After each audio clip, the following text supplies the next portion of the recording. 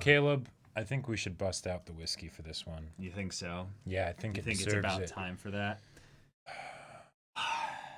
I found no issues with your titan of a decision. I don't know. I couldn't come up with anything good for that.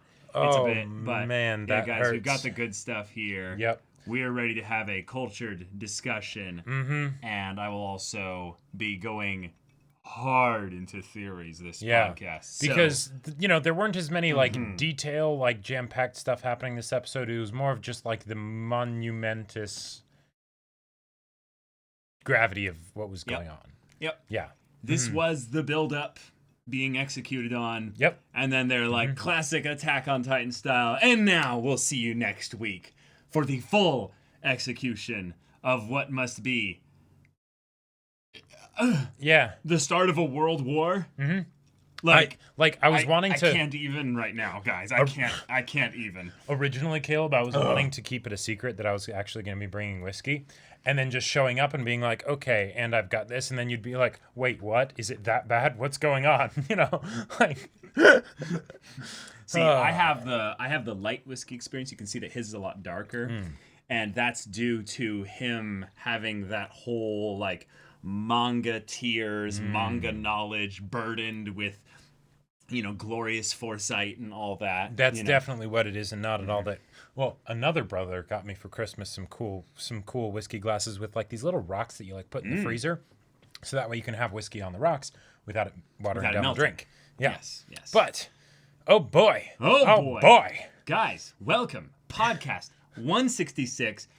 We had a little bit of a break last week because Attack on Titan went on a break itself, but now we're back. Episode 5. Did you see it? What did you think? Because Declaration of War. Now really?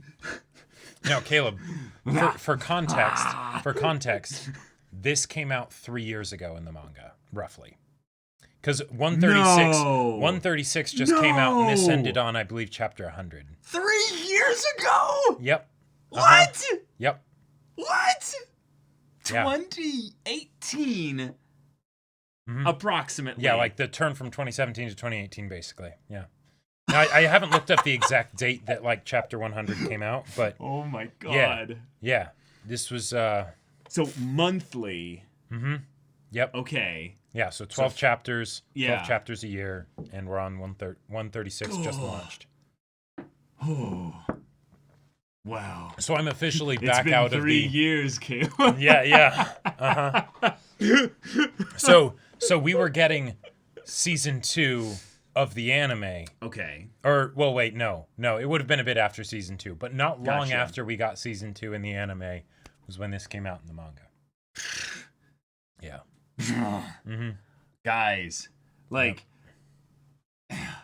thanks for being with us on this journey, but you know how much Attack on Titan scratches that very specific itch of a certain combination of things in a story all just piling in together. But this season so far has done things that I did not think they would do at all, and is going in places that I thought they would go into an entirely different way. Just don't look at the chat real quick. Don't look at chat? Okay. Yep. But I will just stare into my drink and just... Yes. All right. Good now. That was a band spoiler right there. Already done. The hammer has been dropped. And is it like the hand of God hovering above? Yeah. Yep. Yeah. I felt almost like Eren at that point of just listening, and then just being like, sorry. Jacob's just like, hey, you little trolls in chat. Yep. I can transform it anytime I want. Yep. Oh boy. Don't try and sneak anything past Jacob. This guy drinks the manga experience and all that. He sees all. Yeah. But okay, guys, podcast 166, Attack on Titan Season 4, Episode 5. Gotta get into this. Gotta give a shout out, though, to Gooey, though. Thank you, Gooey, so much for being a VIP. Thank you so much for the support. Thank you for all the stuff with the video games. And, yeah, it's really good to have you here on the channel and on the Discord. So, and also, as always, whenever we do these Attack on Titan podcasts, shout out to Mitya for being the absolute beast and editing them so that you guys can get them same day, quick turnaround, like... So fast. Yeah. So fast. Yeah. Like, oh my god, that's such a big deal. There's so many people that just probably wouldn't see our Attack on Titan reactions in general because they'd be posted, you know, like 2 or 3 days later. Right. Which is still pretty fast, by the way. It is crazy how with Attack on Titan, it's like, no. The hour matters. Like, quite a lot. Exactly. So. But, okay. We've got ourselves an episode. It's a doozy. We do. It's a talking episode. So we've got a lot of facial expressions, a lot of voice acting, and a lot of specific little scenes that need to be highlighted here. So let's do that, shall we? Indeed. Yep. Okay. This podcast might be a little bit heavier, though, on the theorizing, just in general, because of we're not going to how much this episode changes. Yeah, things. we're not going to go frame by frame as much in this one because we actually went a little bit overboard in the discussion. We did cover it pretty good. So we are going to cover things more in chunks in that regard. So first things first, the thing that we were all suspecting was going to happen rather quickly. Falco's like, wait, aren't you guys supposed to be friends? God. So, the tension in this scene. The tension, guys. You couldn't cut it. Because, like... You just couldn't. Yeah, you couldn't. It was Titan skin that you're approaching it with that awkward, axe Sasha, and it's just, you can't do shit here. Nope. Better just run away. Yeah. But no, Falco, you have to stay here and listen. Like, knowing, like, even knowing how this scene goes, right? And, and I try to make sure not to, like, reread manga scenes so that I'm not, like, like, immediately fresh on the material. But it didn't make it any easier. Like, because poor guy, like, poor kid, like, he's like, I'm finally doing some good, Even though I know our situation is all messed up and everything, I'm helping. Yeah. Oh, wait, I'm not helping? Oh, no. Oh, wait, I'm really not helping? I'm a prop, yeah. I am a, like, the whole, anytime there is a story where they go into the hostage that doesn't necessarily realize right away that they're a hostage. Yeah. Like, oh my god. It's chilling every single time. And the fact that our main character is the one doing the hostaging, like, shit. Yeah. Jenny Monty, thank you so much for the tier 1 sub. Appreciate it. Oh, wow. And subscribed for 6 months in advance. Whoa. Wow. Thank you so much. Thank you. Very Make sure cool to sync up your Twitch and Discord account so you can get on our Discord. Indeed. Okay, so Reiner and Eren, when Eren showed up and was just like, "Hey, I'm the basement. I'm what's waiting for you in the basement." Yep. Yeah. There's so much to catch up on. I don't even know where to start. Reiner's face of pure fear. Yep. Just pure terror of like, I've been having a really rough week. Like the last, probably the last few weeks or so. The last 10 years or so have been rough. No, that too. But just the fact that he gets to be home and he has to deal with the fact that he's not really home. Yeah, exactly. Yep. Leads into just a really gut-wrenching opportunity for us to empathize with him because the guy nearly died. The guy nearly took his own life, like, just recently. Yep. And this kid here saved him without even really knowing he saved him. And now he's thinking, oh my god, I have to take care of Falco. I can't let him get hurt here. Oh my god, there's civilians above me. Yep. I have to take care of them. My own people. Like, this guy here, I don't know what he's capable of, what he's willing to do here. But it's my fault that he's like this. Yep. And I made him. Yeah. And here I am. Like you said in the discussions, my demon has come back to haunt me, and I have no idea what to do here. And then we go straight into the OP. We get this nice little bit of, something that we didn't really talk about too much in the discussion, so I'll just lightly bring it up. Yeah. We've been getting this little bit of by osmosis as it is natural to bring it up, having basically a Japanese, I believe, or an East Asian clan of sorts. Yeah, Kiyomi, so yeah. Yeah, so Japanese, being brought in, like, kind of slowly, so maybe giving us a little bit of an eventual frame of reference for when things go into a world war that will have some characters involved in this thing that might, well, for one, survive whatever this incident is going to be. Oh, sure. Yeah. Or if people are then trying to then they'll be able to fit on this one hand here. Right. Communicate the story of what it is when Willie goes to give this message and then suddenly a Titan erupts from behind the stage. Yep. Yeah, that'll be its own thing as well. So that's a nice little bit of foundation building there. But this bit here, hey, it's Reiner. Such a line. Hey, Reiner. Such a These line. are great seats, right? You can hear everything. I loved so much how they did with this episode with the idea of who's sitting, who's standing, who's kneeling at points. Yeah. It is a very, very clear back and forth in the power dynamic of who's talking and who's not. And I love how, well, attempted back and forth. Yes. Because that's the thing. That is the thing. Reiner's the one that changes a bunch. Yep. Eren, no, not really. Well, he does stand. He does stand at one point. Eventually. Yeah. But it's he's practically an anchor, right? Like, but Reiner, sit. Yeah. Holy shit. Falco, you stay. Yeah. Like, we've talked about, like, Jacob and I have talked about so much off the channel and everything like that about what an Eren in season 4 would look like. Because yeah, even when we got that bit at the beginning of season 3 of seeing him at the ocean before we'd gotten to that point, it's like, oh, that's right. Time passes and okay. All right, Eren's growing up and growing up. This is an Eren post Historia like stuff in season 2. Right. So like there's a lot that's changing within him just in general. But then add on to that this is a time skip setup here, which is something I'm always very like. That changes things for the characters. You got to reestablish who they are and all that stuff. If you're writing a story where the final season involves a sudden time skip. But since Eren has been rather quickly reintroduced, even though the focus has been almost entirely on the Marleyans and Eldians that have been their enemies up until now, this is very, very important to have these two have the conversation. But given that Falco is here getting to listen to it all,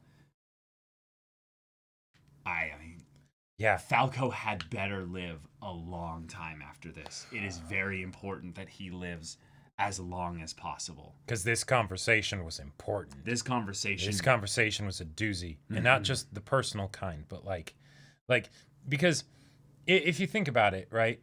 With what's happening here, they are in the Eldian internment zone, right? They're also in the heart of Marley with all the VIPs from around the world, up above. Yep. Reiner is, there. At first, Reiner doesn't exactly know what's going on, right? It's okay, Eren's here.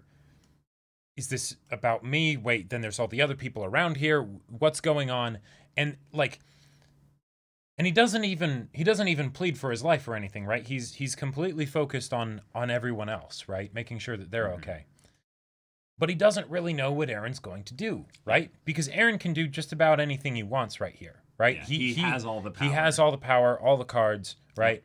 And clearly he has a plan. He has some purpose, right? He didn't just do this for kicks or to say, Reiner, aren't you sorry for what you did to me? Yeah, this isn't personal in a weird way. Yeah. It's impersonal, and that scares him because he doesn't know that Eren, right? Right. This is an Eren he has never met before. Right. Eren was always overly emotional. He couldn't help it. Took everything way too personal. Right. Like there was even that joke bit in season 2 when they've captured him and he's realizing I need to like stall and get information and things like that. He's like, so what I have to do is I have to suppress my emotions. Anger, yeah, right.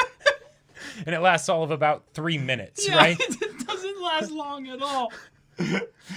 But here... Oh, man. Is that actually, like, the last time we got a full conversation between Eren and Reiner? Is that actually the last time? It might be. Because in Shiganshina, much of the stuff really... It was surprise attack. Like, as soon as... Like Reiner was hiding in the walls and things like that. And and then we had the Thunder Spears. There wasn't much talking happening And there. even then, Eren was more dealing with the Colossal Titan at the time. Yeah, or trying to. So, actually, that conversation on the tree branches... was one of the last times that Eren got to speak directly with Reiner. And then when they left, they gagged him so that he couldn't bite his tongue or anything to turn into a Titan. So he wasn't really able to... Like, it was everyone else's chance to talk of, did those days in training mean nothing? Yeah. Yep, that was the last time Reiner and Eren actually talked. Yeah, that's scary. Because... and this is who he's dealing with now. Because in that perspective... Reiner has talked about Eren probably plenty since then. Sure. Yeah. And he's probably described him in a lot of ways outside of this context here. Yes. In a context of a way that is completely different to who he is right now. One thing I forgot to remind you of in the discussion, and I've also forgot about it too, but with the whole thing of Willie and like, okay, Eren is this big enemy and everything, even though Eren doesn't have the royal blood and all of that stuff, there is still the fact that Reiner saw him at the end of season 2 because they didn't realize what the explanation for that was. All Reiner saw was, fuck. He's controlling Eren controlled the Titans. You are literally the worst person in the world to have this kind of power. Yeah, which he does say literally in that moment there. Yeah. Because he doesn't really know necessarily how it works or anything like that. Or more accurately, he doesn't know how the hell Eren actually did that. Right. Yes. Which is kind of the crazy thing that we as the audience definitely would have told Marley about that. Right. And that's one of those things that we as the third-person omniscient audience get this, like, well, wait a minute. Eren, it's a little terrifying to think about, especially since, Historia, for one, has, royal blood and stuff, and that means that depending on, just any kind of stuff with like them interacting or anything like that, there's potential that gets into scary territory here. But this little bit here of him just being like, directly above us. Remember, I really do hold all the power in the cards here. So I'm going to have you sit down. And this is the part that was my biggest twist of the episode, was not the fact that Eren like erupted from the stage or what have you, did all this. I kind of almost expected that. Like, it was more of a question of what would be the triggering circumstances and how long would it take to get there? No, it was just the fact that they almost didn't talk at all. They just kind of sat there and listened to Willie. Yeah. Which is like, he's going to make the decision up there, whether or not I do something that brings about the deaths of hundreds or... depending on how big of a world war or conflict this gets into, potentially millions. Right. Like, it's something where because Eren's already kind of resolved within himself, okay, no, I get it. I get why you did what you did. Right. It makes sense, and it was your choice, but it wasn't really your choice. Like, there was too much other shit that basically forced you into that. And we're the same. We're the same. Yeah, and I know why you did this ultimately. You believed you were doing the right thing. And maybe I know because I'm in the same situation. Yeah, he even kind of makes an allusion to where he's not necessarily certain what he's doing is the right thing. But it very well could be. And, like, this is the Eren I was terrified of when I saw him interacting with Falco and Grandpa Jaeger. This is basically the Eren that could literally hold the world in the palm of his hand and not be basically the one that's coming for judgment of his own actions and stuff like that, but one coming to judge whether the world is worth saving. Sure.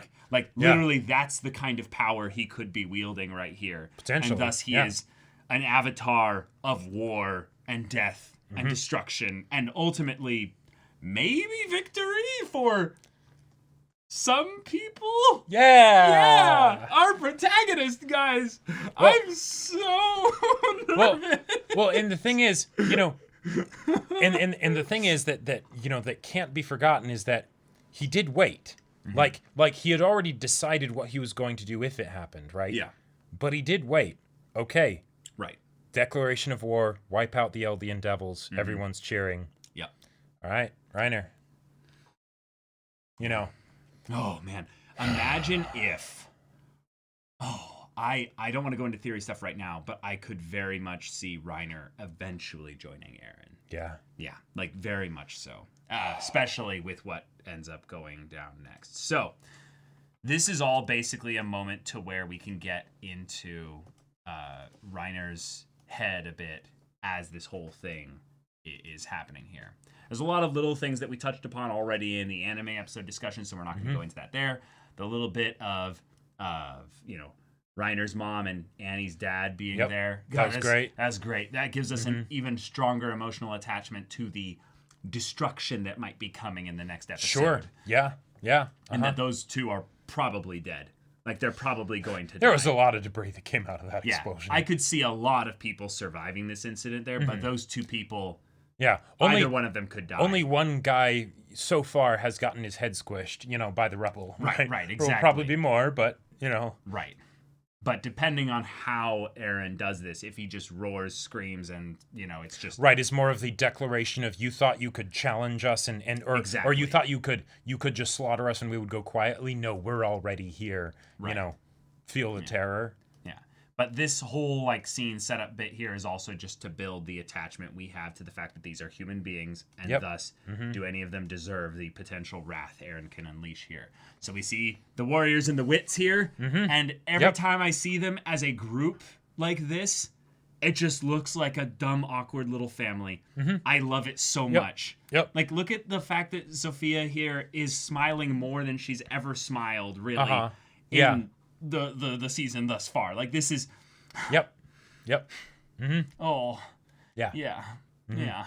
And it really does look like the awkward family, doesn't it? Where mom left them or something like that. But Zeke's I'm trying to figure things out. We got oldest daughter Peak, who's or sort of slightly crazy aunt, Well, or maybe the one that's I'm replacing mom here. Sure. I'm doing what I can to make things and it's a lot, but I do my best. You know. Yeah. You got Porco over there, who's salty brother and stuff like that. Right. Like, Dad left. And, rebel brother isn't here right now. Yeah. And we've got dutiful eldest son over there who's trying to be. I'll be just like Dad. I'll be just like Dad. It's gonna be okay. And then we have the little ones here who are just like, we're gonna be the best, like no one ever was. Everything will be wonderful because we're doing things because of what we believe in. Oh, yay! Boy. God, Yeah, because all regardless just emotional context for the pain. Right, because regardless of what happens here, their worlds are going to be shattered tonight. Right? Yeah. This, Yeah. One of the things about the soldier that kind of comes in and just goes, Warriors of Marley, Commander Magath has summoned you and stuff like that. Yep. There is facial hair on on the character there. Yep. Which sort of a chin strap beard. Well, right, but it reminded me of the idea that all the characters that we know could have gone through massive puberty.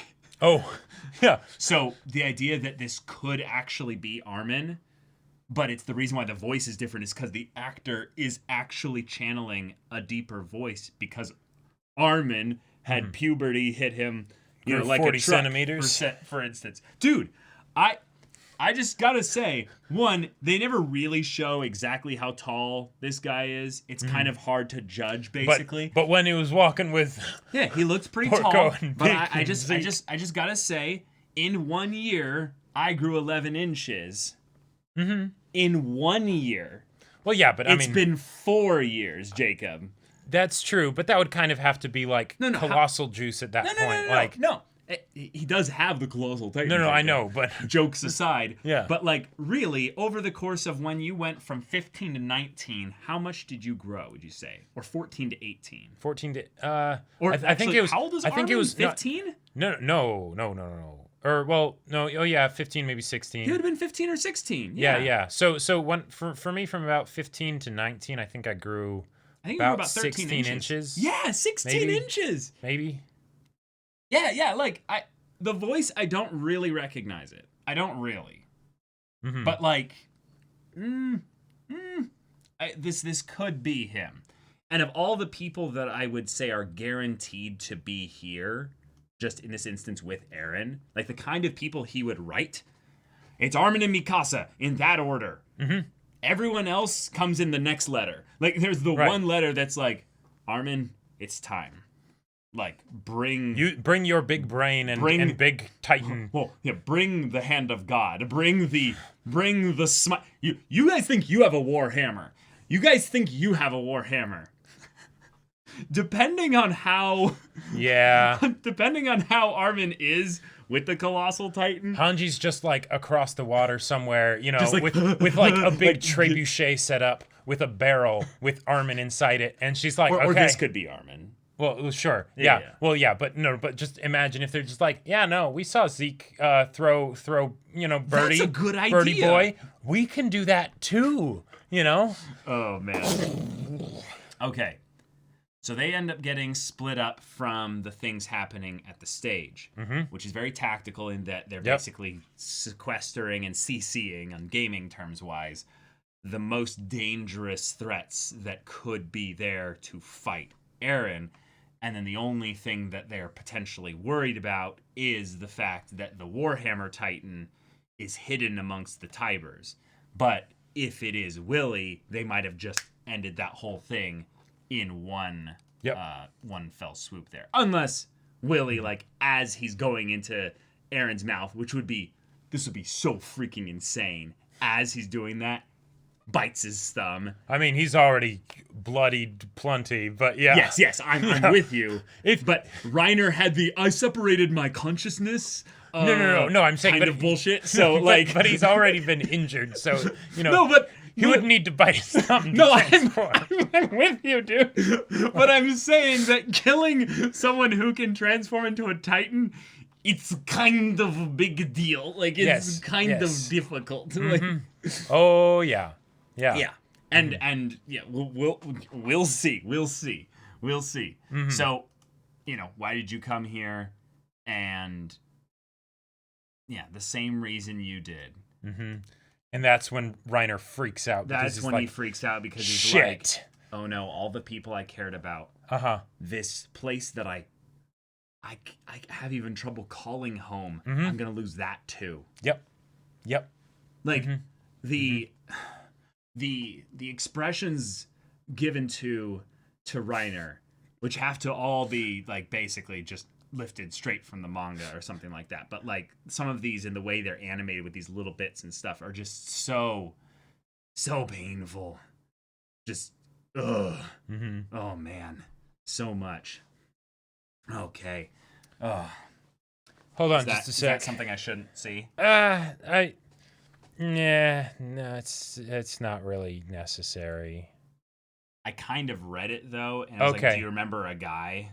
Okay, yeah. Well, I mean, it's so it's fine. It's fine that you saw it. Yeah, it wasn't like a hard thing. Yeah. Mm-hmm. Why is everyone saying what? I think it's because of the whole thing of, oh no, it could be Armin, What? Am I getting memed on right now? What? I think a little bit, yeah, because Armin would have had to grow like 2 feet. Really? Yeah. Okay. Now, gotcha. You wouldn't necessarily know exactly how much Armin would have had to grow because you're watching the anime. You don't have the exact measurements of the heights. I've never had the measurements of how tall they are. But what do you mean? But this person is big. Like really? Yeah. I'm gonna have to basically look at them. I think they're taller than Bert was. Jesus. Okay. I'll. Okay. Well, I still have yet to go back and look at all the people involved in Shiganshina, for instance, and just see and if specifically anyone that was blonde, even at the very least. But also specifically anybody that Peak would have come across up close in her cart Titan form. because she was like, I recognize this person, and if they're from Shiganshina, then it would need to be that they, like, you know, that like she was close to them. So yeah, which in and of itself is like pretty crazy. Huh? Yeah. But yeah. Yeah. Same reason you did, Reiner. Mm-hmm. Oh, so boy. when Willie goes into his speech here, and he actually starts opening up about like this is the truth of the Eldian Empire. Mm-hmm. This is what we came from. This is our legacy. And the way he is framing it as the Eldian Empire, starts shifting eventually towards the idea that, no, this is humanity's legacy. Yep. And it really does feel kind of pointed in that this is maybe a truth that is only something he could say, because if someone other than the Tiber family said it, it would be considered treasonous or seditious. Thus, he is in some ways channeling his privilege of being one of the most powerful families in Marley, specifically to drop the truth bomb of, so guys, we're no better. We're no better necessarily than the Eldians. Yeah, it's a really good way to get everyone to believe him, because he's basically like, hey, he's being vulnerable, right? And then at the same time, he's like, now let's go use this to still go wipe out the devils, you know? Yeah.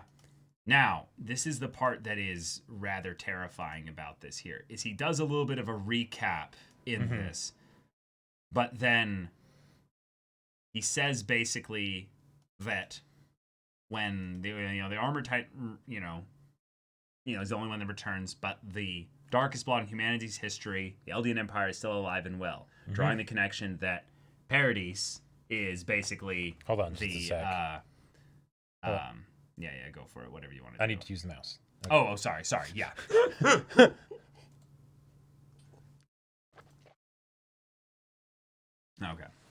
Okay. Behave, chat. All right. Yeah. So he says, you hear that, Reiner? Isn't that why you destroyed the wall? Yeah, basically. Yep. And thus, this is the prologue to the end.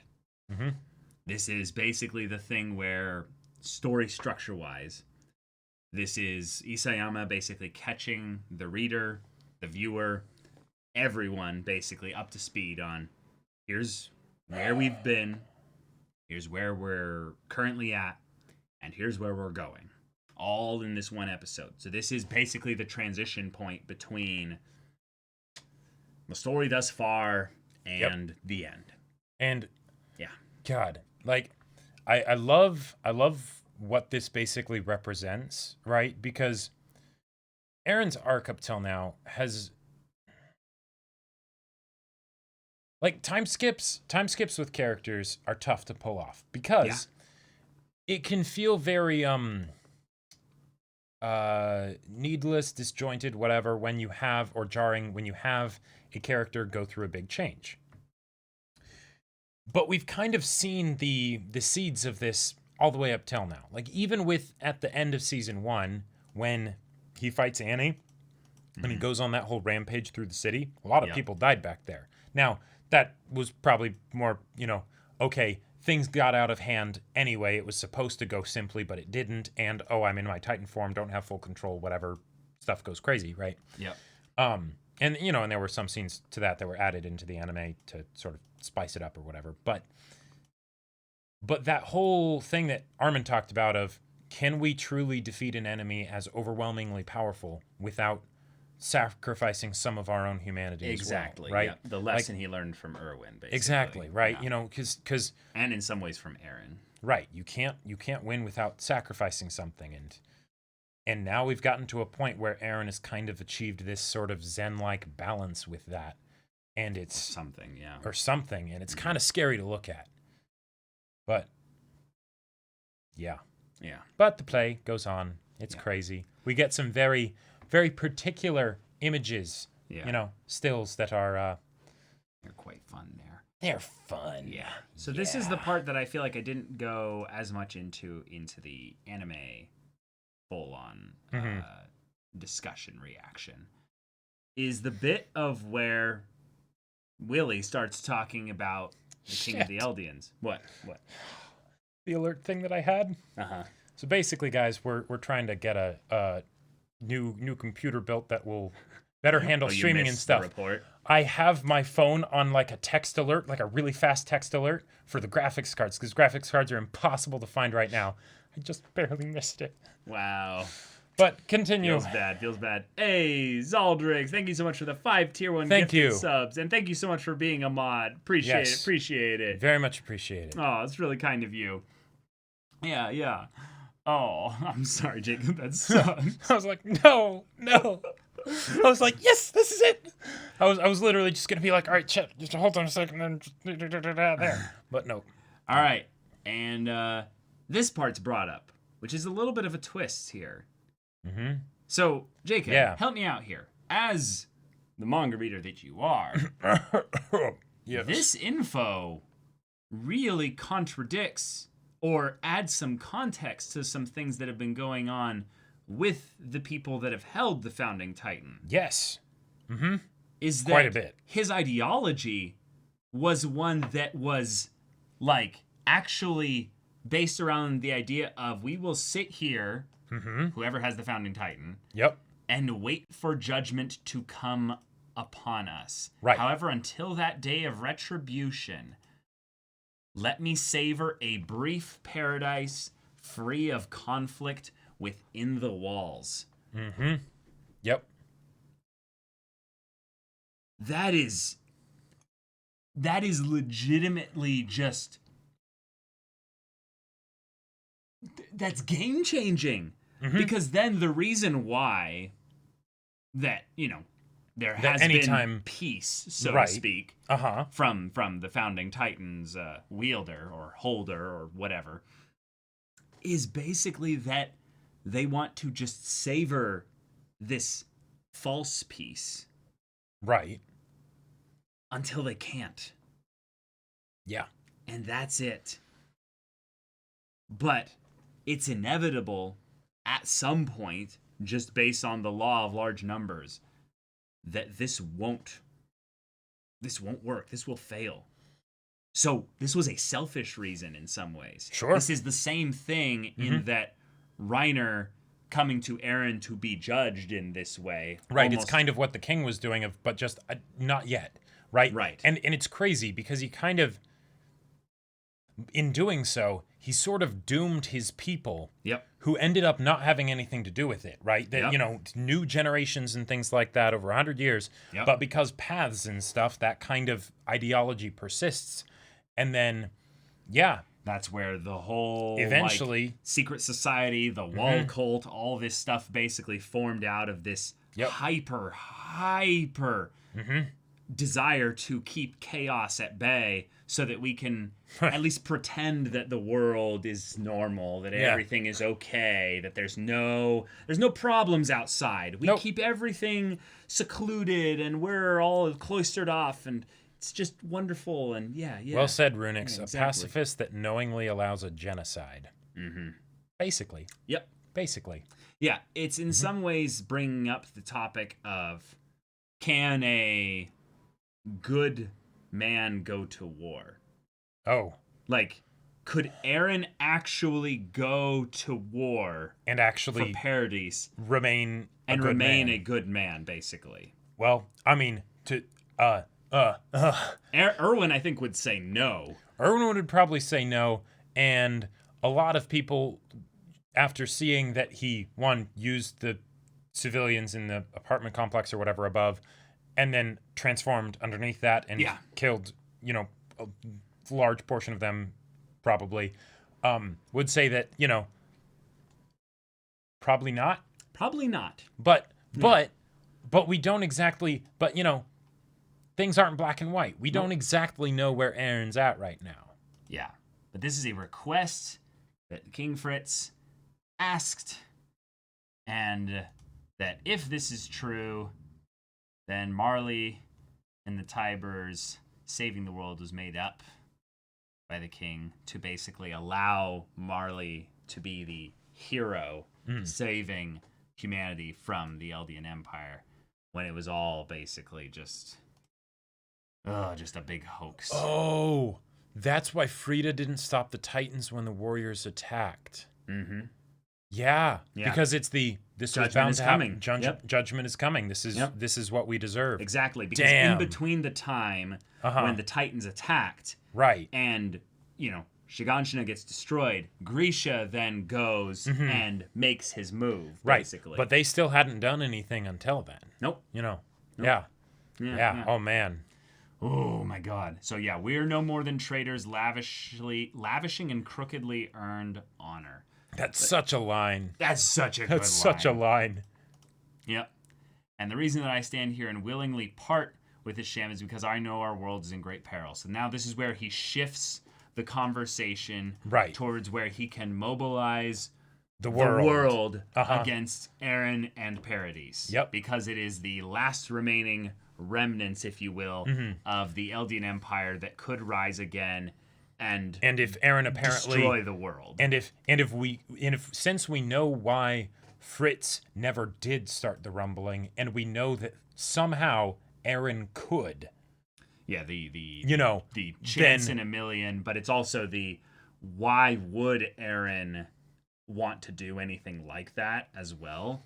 That's the other thing, is because we still don't know fully who Eren is right now. Sure. We need to get to know him again. But, if this is information got from Reiner that he basically, gave to Marley and everything, well, we did kind of piss him off a little bit.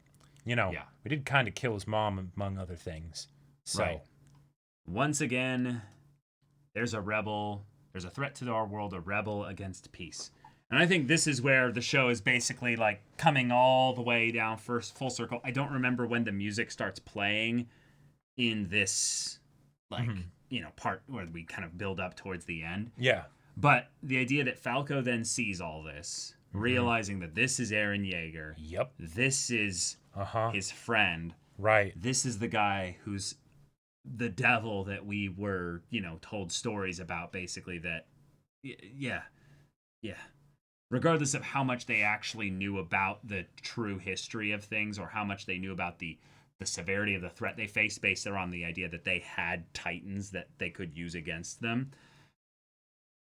Eren being the attack Titan just fits so well with who he is as a character. Who he is as a character, his place within the story and everything, and it makes sense then why, like, yes, it got translated in English into Attack on Titan, but why the name of the whole series is Attack Titan. Yeah. Yeah. Because that's what this is about. That's what's happening here. Oh my God. XLTT starts playing when Tiber brings up the Titans in the walls and then goes off about Eren. Okay, so it's a little bit before this. Gotcha. Okay. Yeah, and there were some people that didn't like the OST that was playing at the when Eren ends up transforming, and I just do not agree with that. Like and I'm not entirely sure what exactly they wanted instead. It seemed like a lot of people wanted like a triumphant song or something, or like I don't know, but yeah. No, this is terrifying what's happening here. Now, I do believe on some level that depending on how much Eren has changed, that this doomsday clock could have just started right now, to where it's just a matter of time. But I think it is a very low chance. There is a very specific set of things that would have to be going through Eren's mind in order to allow anything of this close to this nature to go about here. But the way that Willie sells the terror that it would be is that this is what it would be. Nothing but we would do nothing but tremble at the footsteps of doom, fleeing in vain. Like, isn't that an image right there? We had one colossal titan show up at Shiganshina. Yeah. One. And they're saying that, oh no, the tens of millions of colossal titans within the walls. Yeah, they mentioned it. It would literally flatten the world. Like, just... It would be a tidal wave that doesn't stop at 3 miles past the beaches. Right. Exactly. It would be the ELE extinction level event, doomsday thing that you would almost hope that Eren would have full control over. And the part that has made me a little bit worried as to why there is the potential of a doomsday clock starting is that Eren can't actually control them. Right. But he could impulse them and be like, go, Sure. and I don't control it anymore. Right. Just go. Mm-hmm. Like, that's how bad it could be. That's how bad it could be. So, damn. Yeah. And then we get this. That's right. Just like Willie says, I'm the bad guy. I might just destroy the world. Yeah. Remember season 1, Eren, where we memed on how like much he raged and he was just a little rage monster. Eren is saying this with cold, dead seriousness. Yep. There is nothing overly passionate or emotional in these words. This is a grown-ass man talking about how he might end up committing genocide. Who knows? We'll see. Oh yeah, Reiner. Just You had no choice. keep your pants clean. Like this is I'm just like you. Yeah. Yeah. Oh man. And then we go through the flashback of all the stuff there. They say, but to me, you were bad guys too. That day when the wall was destroyed and Titans invaded my hometown. Yeah. Couldn't understand. Why was my mom eaten, Reiner? Yeah. We broke the wall. Yeah, why did you break the wall? Right, and there's no malice in his voice. It's just he just wants the truth. Yeah, it's so you did it to save the world. Right, and he knows the answer, but he wants to hear Reiner say it. Right, he's like, that's why you did it. Yeah, and this is the part that makes me hopeful and terrified even more of Eren. Is that when Reiner brings up this bit of saying, I'll make you guys suffer and die in the worst way possible, and Eren just kind of goes, I vaguely remember that. Like, you remember how, like, when you'd get in touch with an old friend, right? Oh, sure.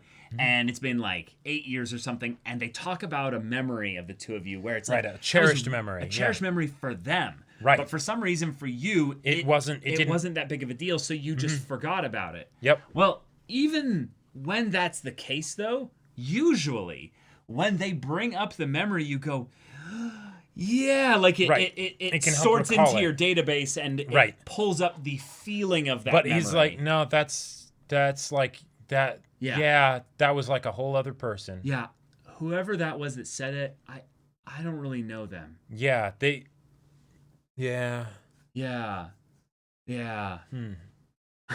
No, Caleb, it's been 4 years. Get with the program. Yeah, exactly. Just. And God, throughout all this, I love how, because Eren has been all about being free, right? Yeah. If I, even with his line of, if I kill everyone, over there, will we finally be free? Yeah. He's not free here. He even talks about it, like, right? With this way that, he's basically saying, I'm like you, Reiner. He's like, no, I'm not free. Yeah. But this is what I have to do. Because apparently.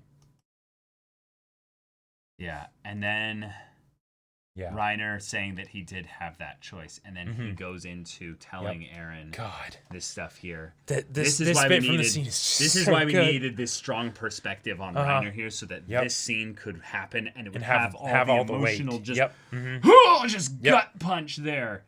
Because Reiner says, no, I did have a choice.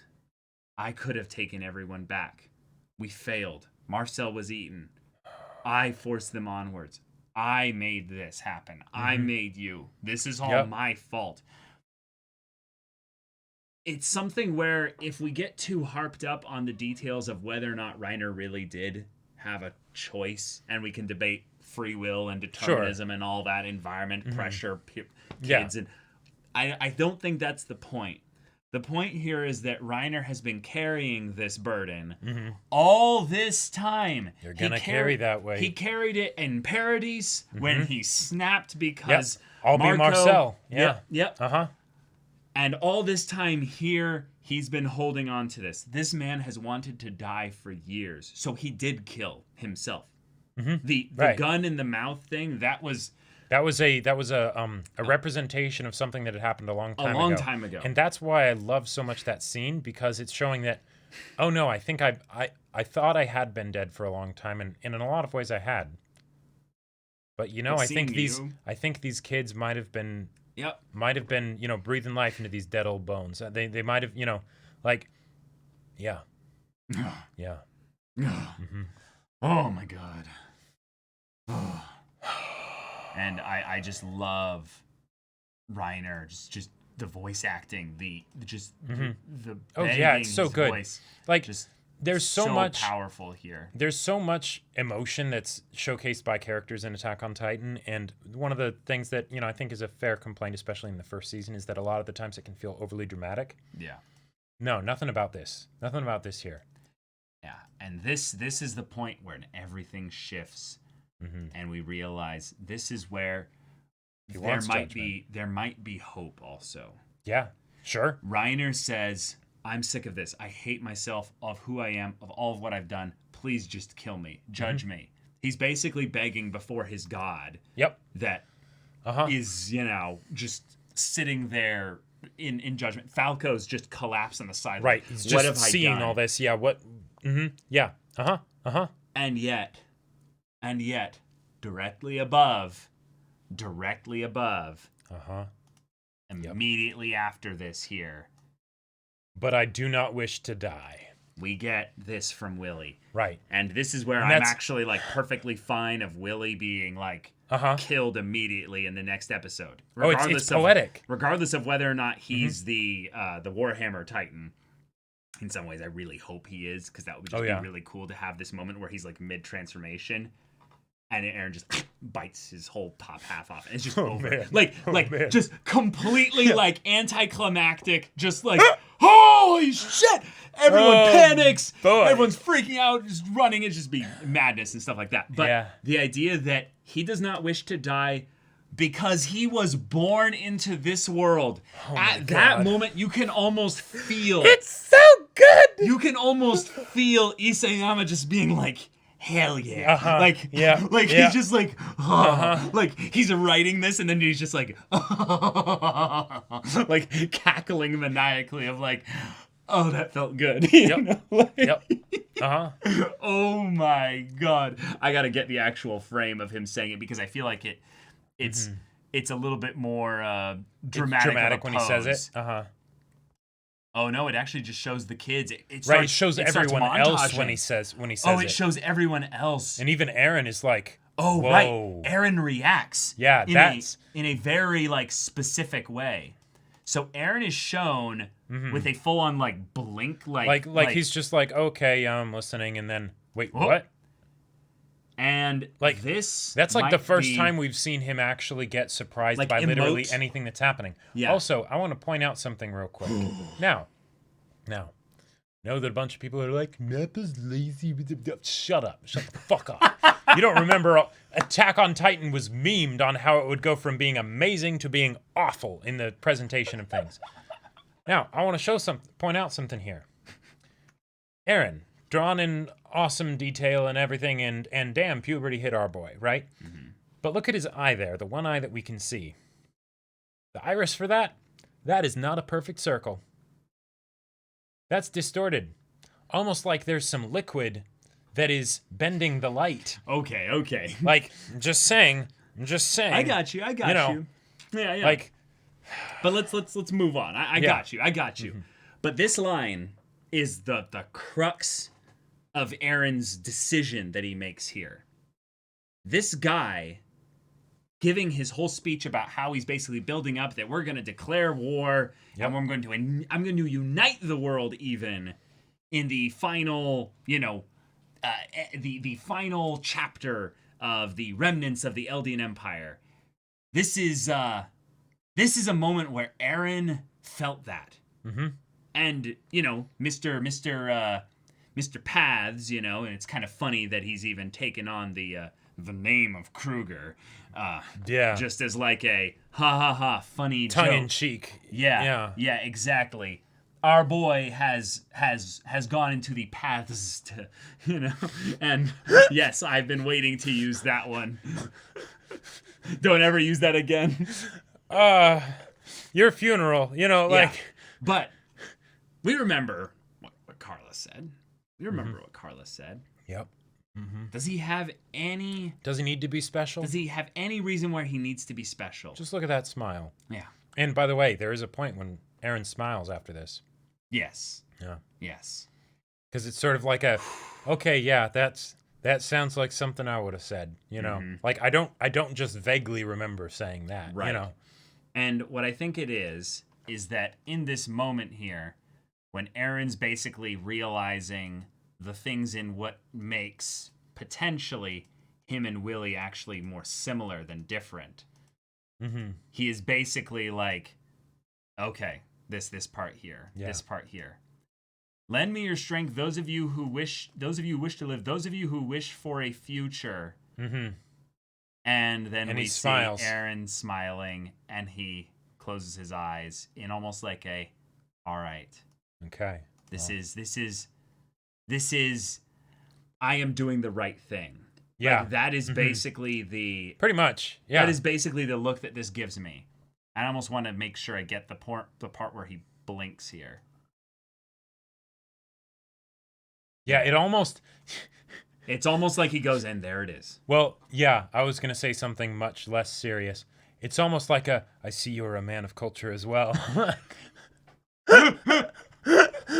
like, look me in the eye. I see you as well are fighting for the future of those that you care about, which in your case is the world, which for me might be as well. But like, if anybody can look me in the eye and tell me that isn't basically I see you're an Eren of culture as well. Yeah, right. Like, just saying. I mean, I don't think you're that far off. I think you're right. It is basically It is basically that. But there is a note of surrender, of peace, of assuredness that he is realizing what I do next. I am sure of it. I'm ready. And this is something that I think is encapsulated in the statement of him saying, I might be the bad guy. Like, I might He's not sure. Yes. Yeah. I know what I have to do, but I'm not sure if that means I'm the bad guy. Right. I don't know if that means that I will be forsaking everything that I've worked so hard for thus far because of the changes that have happened in my understanding of the conflict. He's lived with them. He's slept in their roofs and eaten their food and listened to them tell their stories, talked with their children. He knows them. And yet he's about to go and and this is kill them. And you mentioned that you were like, you weren't sure whether this was something that would make you hopeful or not because everything up till now, Eren had been kind of cold, right? And it was scary because we never see Eren cold, right? Like that. We only see it a few times. Only a few times, and even then, it's usually a pretty scary dripping moment. with sadness and or weariness or whatever, and that's the kind of cold that it is, right? Whereas this was like truly like a peaceful kind of cold, and it was unsettling. It was dissonant. Yeah, because then he's basically deciding that, I'm ready to go and kill some people. Right. Okay. But then we see... I'm ready for the consequences of killing a whole bunch of people. Right, which is even crazier. That's even more scary. But then we see this here, and it's like, okay, there is still someone there, right? Like this isn't some kind of like, all right, I'm just some entity now or whatever, right? Like this is Eren. Yeah. And that's what makes it hurt more, right? Because if it wasn't, we'd just be like, what the hell happened in that time skip? This is bullshit, right?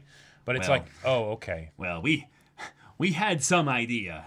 We had some idea based on what season 3 kind of left us with. Yeah. But I loved it while Willie is asking everyone to join me.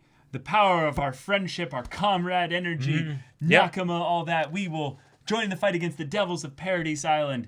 He's reaching down and extending his scratched and bloodied hand to Reiner. Which I love because for multiple reasons. One, because it's the parallel of, yes, let's go to war, join me in the fight against the devils, right? And Eren's like, join me, Yeah. But then also the idea that this entire time Reiner has been seeking judgment, and right? Then his he God threw himself down at his feet. I do not judge you. Right, and he said, I do not judge you, right? Yeah. He reaches out his hand. and Reiner takes it. But then when he realizes he's transforming, then Reiner also makes his decision of shit. I need to protect Falco. Right. Which is this is a moment that I think will be remembered just for a long time in just anime in general. It's almost the ultimate message also to Eren, right? The ultimate reminder.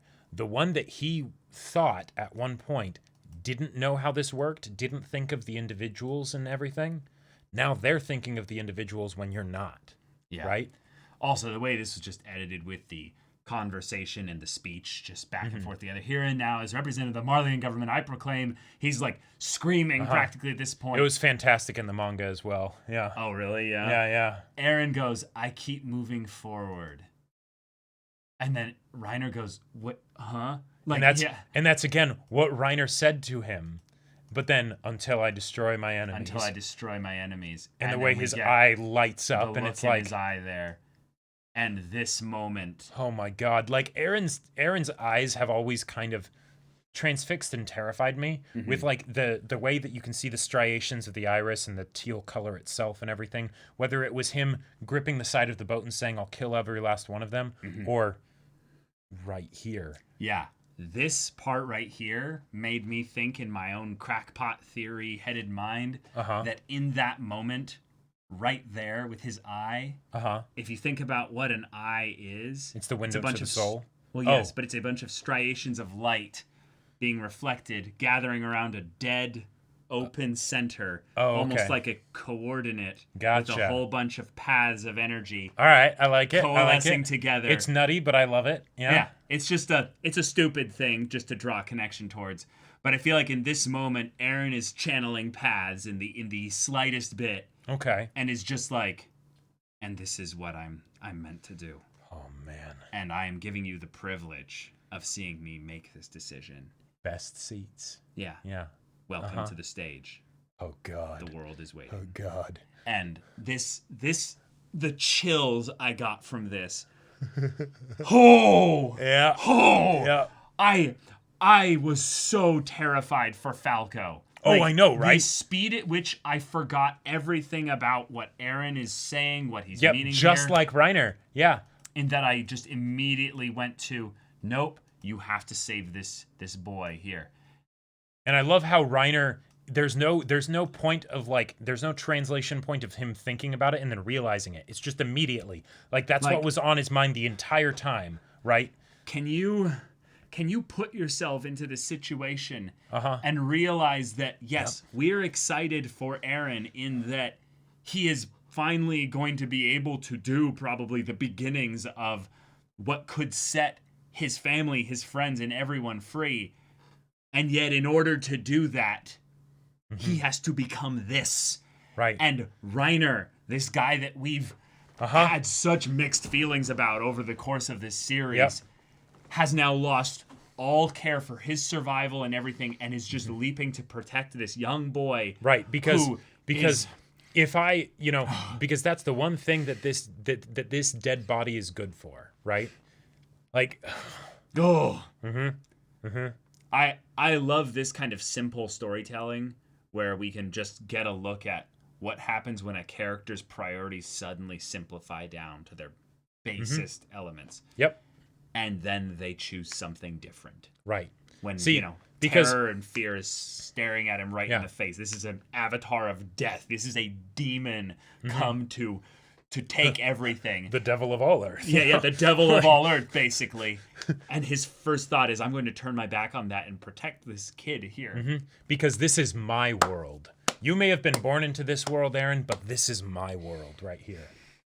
God, I love Reiner's character so much. It's so good. Ugh. And then, of course, the full destruction.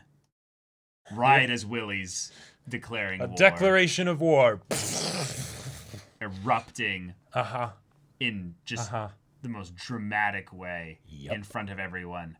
We see the Attack Titan. We see Eren in the most gloriously terrifying fashion he's ever been. And also in a way that I feel like is rare for Attack on Titan. Usually the light is shown in a different way. Okay. If you note here, the light is actually quite subdued to where the top half is quite cast in shadow here. Oh, making sure. him look even more terrifying and even more demonic, and which just makes sense because freakishly like a skull, like a lich, like the Grim Reaper, basically. Yeah. And right, it makes sense because they were on a stage, right? Yeah. So the lights will be focused on the stage. From below, going up. Oh, sure. It can't hit him there because he's leaning back. Sure, I was going to say that there would have been like side lights pointing down at the stage that wouldn't have then reached up to him or whatever. Yes, but there would also be front lights shining back at their faces. Right, yeah. But then, and again, it'd be at an angle. It wouldn't reach all the way up there. And there's all the smoke and debris of the building, right? So, yeah.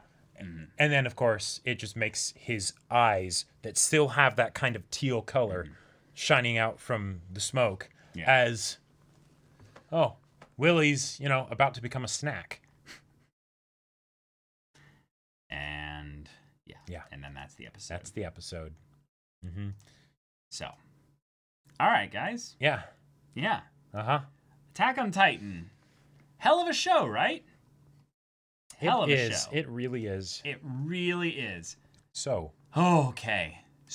let's talk about right now where we're at thus far. Season 4, thus far, has been utilized to build up the side of Marley so that when, basically, a moment like this happens, we're then emotionally tied to both sides of the conflict. Rather well done, efficiently. Reiner being the main kind of focal point of it. Really good, really effective there. But now, what next? World War? Yep. I don't see how it could not be that. Eren calls in reinforcements, and they hold everyone hostage, make demands of the world.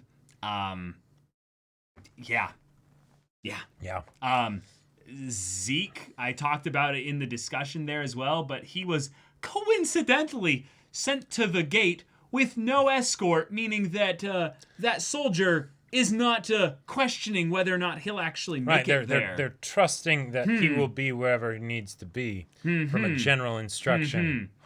Yeah, I am very, very certain that this is going to basically boil over into a just crazy, mad Titan, soldiers, just conflict of insanity. But the question really is who's going to be on what side? Sure.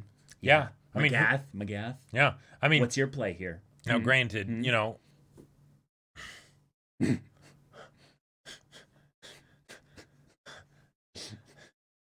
oh, this is going to be fun. And I want to point out a comment in here that I thought was really good from Umbra Moonin. Okay. Saw this comment on a YouTube video, not yours. Reiner, a man broken by the sins he has committed. Eren, a man molded by the sins he is going to commit. Ooh. Yeah. And the fact that this is CG and it's amazing, it's just, that's awesome. But Yeah, I also like that because it fits pretty well in with like paths in general. The idea that like Eren is one that basically is already starting to lose his humanity as he like starts to feel the connections of his past lives, if you will, and stuff like that, and then is started reeling with the idea of like, okay, well, what does this all mean? Like he might be already like starting to get some of the perspective maybe granted by the founding Titan, but he doesn't have any kind of like real like connection to it necessarily. So he is free in that regard. Like oh my God. So someone pointed out, they were like, so if Eren and Zeke are teaming up, can you imagine how awkward, to say the least, that would be for the yes, all right, now Levi, come on in, we need you to coordinate with Zeke, the beast titan who killed Erwin, in this attack on Marley. Levi goes like he just stares at him, and Zeke's Levi's just like no, Levi just kind of walks in and goes, fine, looks at him and goes like, I'm gonna fucking kill you one day. Right. Like, you better stick around with these guys here, because if I meet you in a dark alley, I don't know what I'll do. I know you love the taste of steel. I've made personally sure of that fact. Shuckles, thank you so much for the Twitch Prime. And Zaldrix, thank you so much for the 2 more gifted subs. Yes, Appreciate thank you. It. Appreciate it. Thank you so much.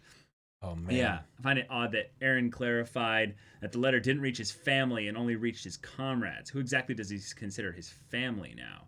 That is something that I feel like is a bit of where he's like, Falco, you need to realize the gravity of what you did. I do feel like, though, that the baseball mitt is enough to where it's like, no. It still did reach his family. Yeah. It's easier to lie when you're still kind of telling the truth. Right, that is true. I think that Eren was very much sending at least one letter to Zeke. Like that just I don't buy that baseball mitt is just something innocuous and it has no meaning, and that if he did send her a letter to Zeke and Zeke was like, "Oh, it's nice to hear from you, Eren. I hope things are going well. Here's a baseball mitt. I hope you'll be able to come by Marley one of these days and we can end up throwing the ball together." He picked it up because him and Armin have been doing some catch in their Titan forms for practice. They're practicing. For practice, because they saw how effective a Titan throwing stuff is. So they were like, hey, Yeah. Worth noting, the keep moving forward also parallels to Reiner being the same as Eren. Yep. I mentioned that, yeah. When Annie and Bert wanted to turn back on the mission, Reiner kept moving forward until his enemies were destroyed and the walls being destroyed. And that's also what he said to Eren when Eren was like, how do you do it, Reiner? It's like, well, I keep moving forward. Yep. Oh, boy. Oh. It's making me think of Meet the Robinsons. So good, so good. Okay, so theory time. All right. We got a lot of stuff basically set up.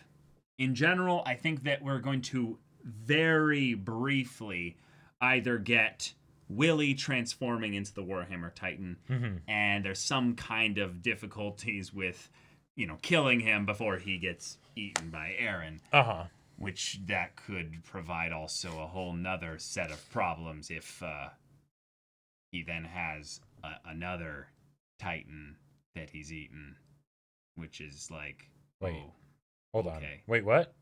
Eren eating the Warhammer Titan. Oh, okay. Yeah. Oh, if it's Willy, yeah. Yeah, if it's Willy, yeah. Then that complicates things. We're starting to. Hold on. Starting to get a little bit scary here. Is this Dragon Ball Z or something? Are you gonna connect the 9 or 7 or whatever? Just saying, this Jacob. Does put a smile on my face. You're talking to the ex-Lost fanboy that loves to go into crazy theories just for the heck of it, and rewatched season 1 like more times than I'd care to admit, to where I've been thinking in the back of my mind about the eventual like Titan fusion theory because of the Annie glass fusion little stupid moment that happened in season 1 that has still not been addressed to this day. Like, what was that? Man, is that something that's eventually going to get brought up? What is that, man? So if we're going into theory territory town here, something else I want to bring everything on the table. So I've mentioned a few times, right, how it's crazy whenever you think back on like Attack on Titan in season 1 and where it was and then where it is now, right? But take Annie's fusion, for instance. Season 1. Humanity could not get a single goddamn W, right? They just couldn't. When they finally do, psych. Yep. Psych. You removed this enemy from play, but you don't actually get any benefits from defeating them other than the fact that you don't have to deal with them anymore. That's what's called the big cuck, That's it. The big cuck indeed. Yeah. After literally everything that happened in like the second half of the season, that's all you get, right? And just thinking, man, when is Eren and the rest of them, when are they ever going to be able to actually do something that has, meaningful consequence? Right? Yeah. Well, here we are. Yeah. Here we are. Thank you for the bits, Red Roses 55, the 200 bits, and I love you, bros. Keep up the great work. Your discussions and reactions always cheers me up during these rough times. Heart. Thank you. Thank you. Oh, appreciate it. Yep. Yeah. So yeah, that's hacks. It's fucking hacks. Yeah. So, initial theories here. I want at least 2 big deaths here. Okay. Like big deaths. Yeah, that's kind of in parallel with Loon Yuri's question. Who do you think's going to die in this war? Yeah. Oh, I'm not talking about the war. I'm talking about the next episode. I'm like talking like immediately. This direct encounter. Roll for initiative. All right, rocks fall. Everyone dies. Willie's dying, so he's not in these 2 people dying list here. Okay. I don't count him. Willie's going to die. Even if he's the Warhammer Titan, you think he's going to die? Yes. Okay, yeah. Like, especially if he's the Warhammer Titan, he's going to die. Especially, you think his odds will go up more than what they already are of a broken body getting tossed up towards Eren's mouth. The odds go up from there. It is literally determined that he will die if he is the Warhammer Titan. If he's not the Warhammer Titan... How does he... So, yeah, what is the situation where he doesn't die? 0.01% chance less of him dying. Because, like, he'll be, like, back broken, like, lying on, like, the side there, and Eren just doesn't care to finish him off, basically. That would be one hell of a ignore inertia moment. No. A broken back. Okay. Like, I'm talking, like, spine severed. All right, yeah. And the only reason he's not dead is because he's just... Right, he can move his jaw, inert, like, and that's it. Yeah, exactly. No. The reason why I'd say he has more chance of dying if he's the Warhammer Titan is because then Eren would have to fight him, which means Eren would win, which means he would die. So therefore, see how my logic works here? Yeah, I get it. It kind of makes sense, But it is funny intentionally to seem like that. Yeah. So then, of the other characters that I think would potentially die here, it's people in the crowd. Just people in the crowd. Okay. At least one named character of importance. Right, not head squish man. Yeah. No. Like one of the wits, one of the warriors. I could see Colt dying. I could see. If they had a content warning for this episode. Yeah, it didn't make sense really after having rewatched the episode now about 3 or 4 times. Why did we get a content warning this episode? And then Jacob kind of told me, he's like, actually, I think the reason why is because Eren directly said there are civilians up there, right, and then went and killed them. Yeah, I think he said there were like, I might be wrong, but I feel like he said there were like a couple hundred. He said it was like an apartment building or something like that. Yeah. Yeah. So it's basically our main character in this anime willfully killed civilians, unprovoked. Which is unprovoked. It's a war crime, basically. Right. Mm-hmm. So, yeah, we'll put a content warning because explaining that to maybe some kids might be a little bit tricky. You're like, listen, kids. Eren might be the bad guy, but we've been following him for so long. I thought he was the good guy. No. See, things aren't so black and white, honey. He's doing something really horrible right here, though. Just know that. Mm-hmm. Okay. Yeah. Oh yeah. They're definitely not just the men, but the women and the children too. I get it, Jew. Yes, mm-hmm. yes, absolutely. Mm-hmm. Okay.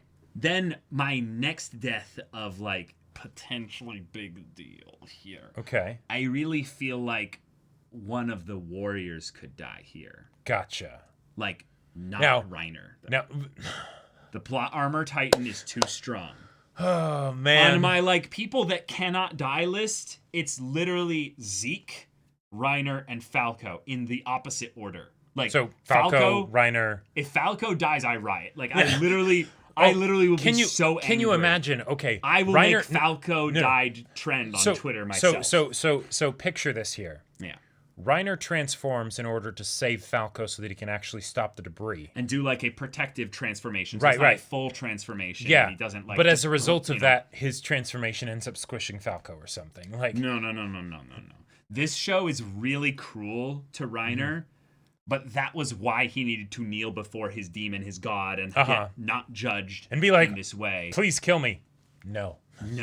Yeah. You must Which live. In some way, if there is some part of Eren that is vengeful, maybe that might actually be what it is. In this state where he's not hot-headed and full of emotion, he's actually like, which who knows, that might not be there anymore. He might have actually truly forgiven Reiner, but it might be something where it's you have to survive now, or you have to survive because you know exactly what it is that I'm doing and why I'm doing it. You're probably one of the few people in the world who actually gets that. Yeah.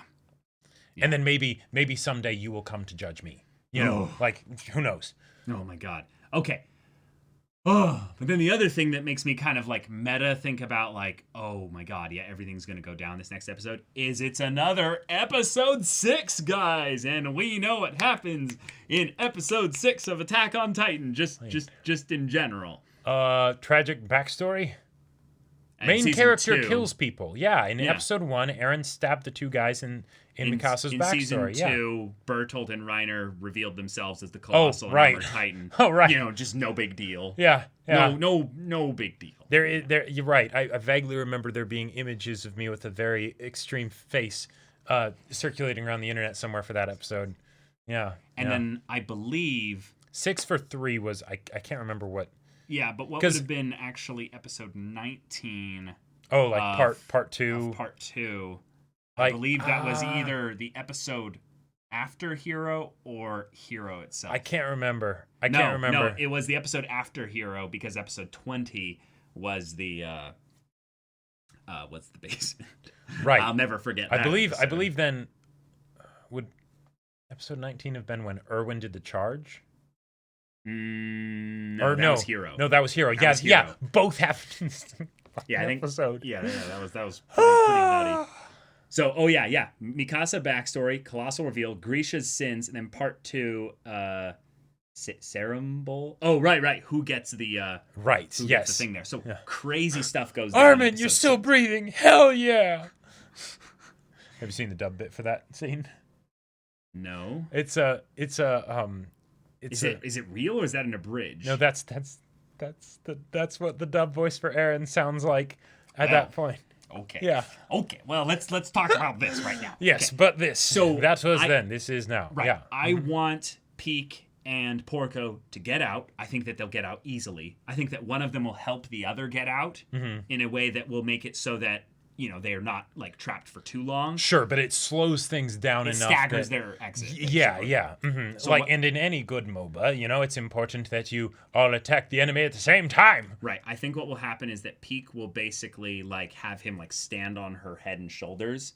Okay. And they'll like try to basically time their transformations. Sure. Yeah. Okay. Mm-hmm. Yeah, and it will be something that will launch him out, but it will leave her stuck. And then she'll have to grab her dump truck and quadrupedal, be like, do the cry to her Peak fanboy squad, the Panzer unit, and be like, dig me out. but like, listen to what I'm saying here. She'll have to like maneuver her dump truck out of the hole because she's too dummy thick, right? So, yeah. I think you're reaching at that point. No. At that point, I think she's more kind of reaching to try and like get it all out, just easily. Oh boy. So I would say that of all the warriors to die, I think Porco has the highest likelihood. Gotcha. Because not Reiner, because he must suffer and live. Zeke is probably going to be a transfer death at some point. Gotcha. Like he is going to let someone else eat him. That is probably my guess, just in general. Yeah. Or at the very least, he's pulling his own triple play where he's wanting potentially to, have access potentially to the founding titan. Because that's the thing. Zeke could let someone eat him, or he could eat Eren. He could eat Eren. Yep. Mm-hmm. That's why I'm watching you, Zeke. I'm watching you. Both those work. Mm-hmm. Yep. And, he's done double plays before where it's the, yes, I'm working with you, parents. Yes. No. There they are. Go take them. Yeah. So other than that, I think we're going to get basically a gigantic throwdown of a fight.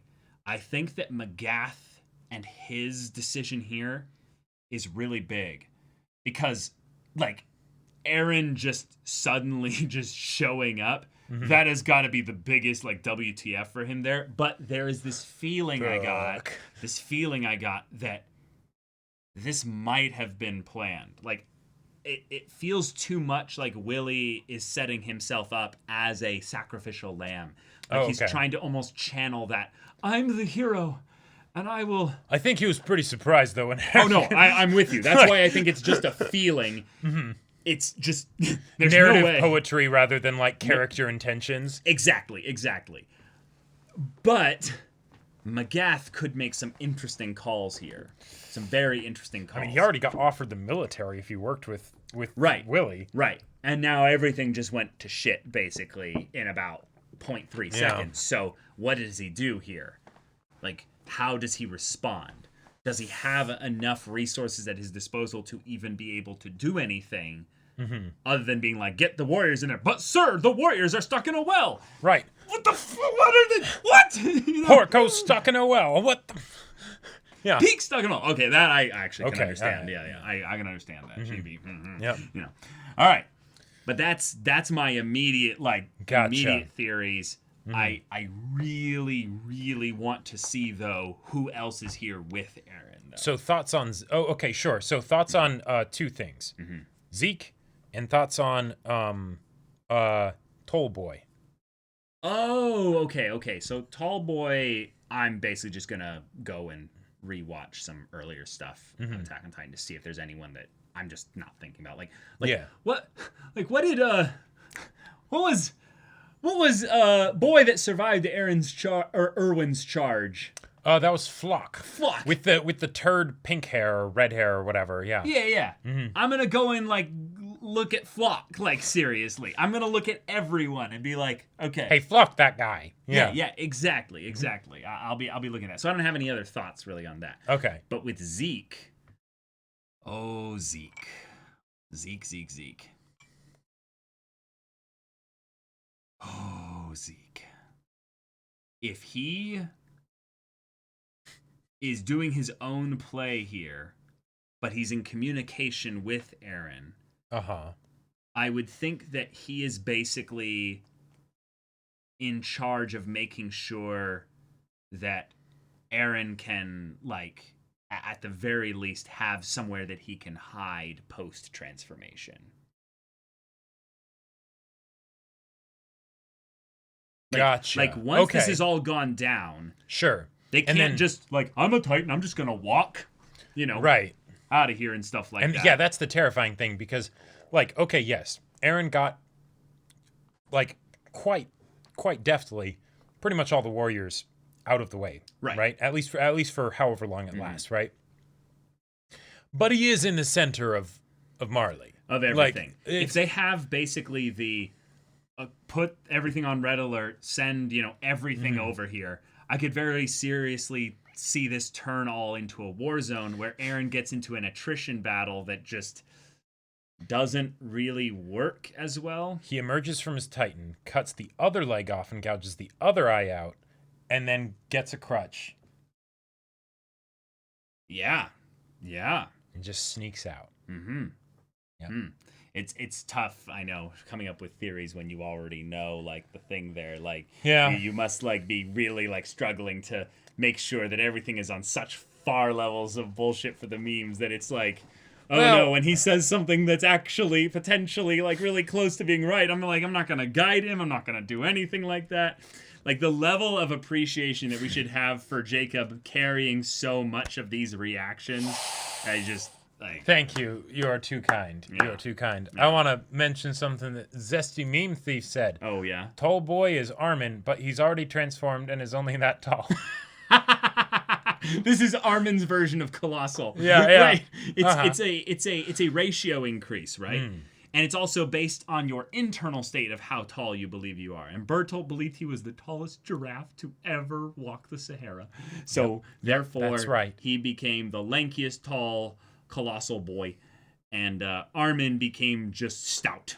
Well, yeah, exactly. Oh, boy. That's hilarious. Well memed there. Yeah. Oh man, God. I will Tatakai as long as I need to.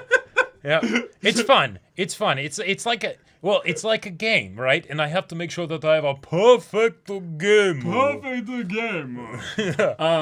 But with Zeke, I really do think that he could be double playing Eren.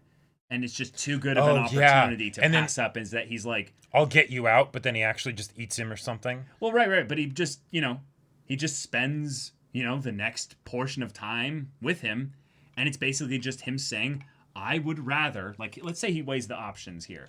And it may be Eren sent him an ultimatum of I will utilize the fact that I know that you have royal blood to make them basically execute you. Yeah, so I have leverage on you if you don't go along with what I want. Right, and then Zeke just goes, I actually have been waiting for this moment all yeah, the I time. need to talk to you. You know, Yeah. oh, the impression that you have of your dad, it's totally wrong. Right, you know? right. And then it's the thing of where he's like, I was actually trying to get you onto our side so that I could get you in here to change everything. Man. And they could have a thing where they're both thinking they're mind gaming the other. Right. It's like the Reese's thing where it's no, give me your chocolate. No, give me your peanut butter. You know, because they have both halves of the nuclear launch codes, basically. You know.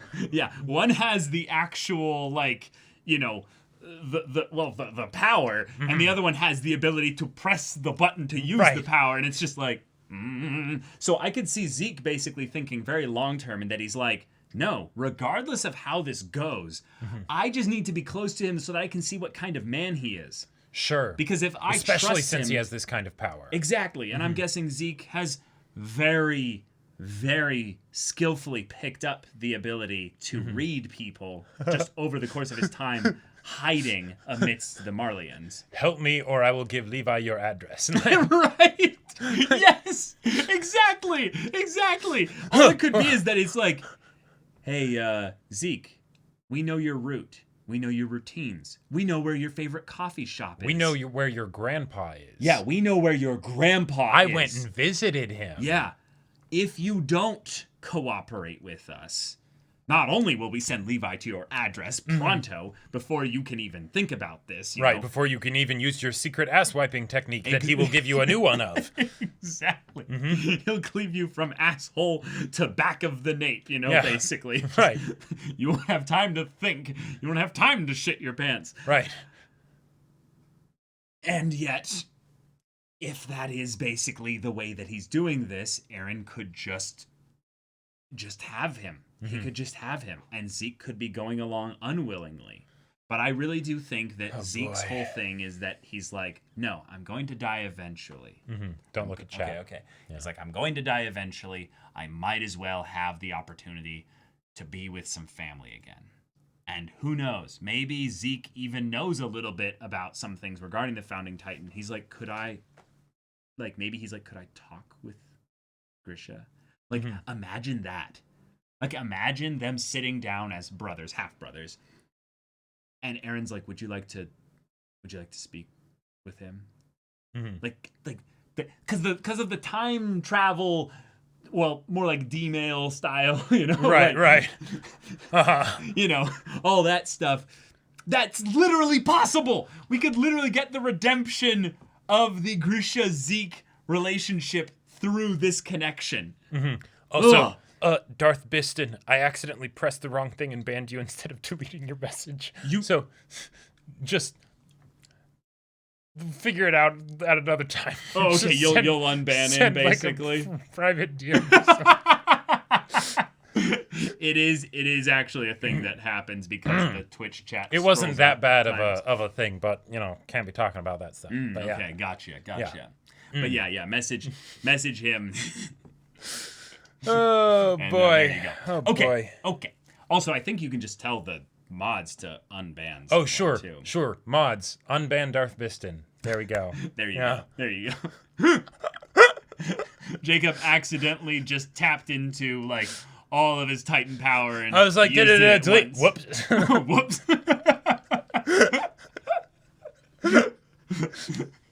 Oh my god. Okay. So that's my thoughts on that in general. Gotcha. But then next question stuff, is so given that we know that there is at least one other person guaranteed in Tollboy that is working alongside Eren and coordinating, right? And he said to the comrades, how do you think the comrades will be used, right? Like, anybody from Levi to, assuming that they end up showing up here. I think that the whole dang squad is here plus extras. Like, if I was to think about this as their own declaration of war, where they were like, oh, we don't abide by, international war policies and stuff like that. Fuck it, you guys have been keeping us in concentration camps, and you just said you were going to exterminate us. Yeah, well, everything we do from here on out is justified, which is a little scary thought as well. I think it's basically going to be a thing of where they'll just enact the plan, just whatever the plan is, and then they'll do the whole Attack on Titan thing where they'll go back, and Hanji will be around a table with Eren and Armin, primarily Armin, but Levi will be in the background in the corner judging them, and then they'll be like, okay, sharpening his blades, and drinking tea. Eren, instead of being the one of I'm not sure about this plan, he's gonna be like, I want to be alone. And then Armin's gonna be like, hold the what? Eren says his plan, and Armin's like, even for a guy like me, that's cold. Right.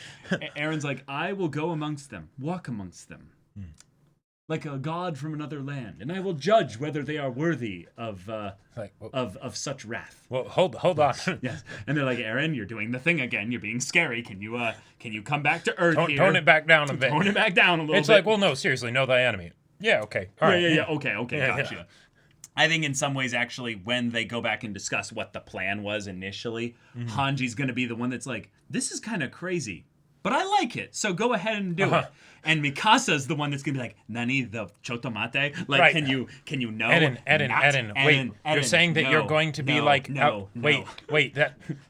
This ain't it, Chief. Yeah. Like, hold on. You're going to be undercover for a month? That is going to be the longest time I have gone without... Hold on. Wait. No. Reiner could do something. No, Mikasa, it's going to be fine. No, but, like, what if he, like...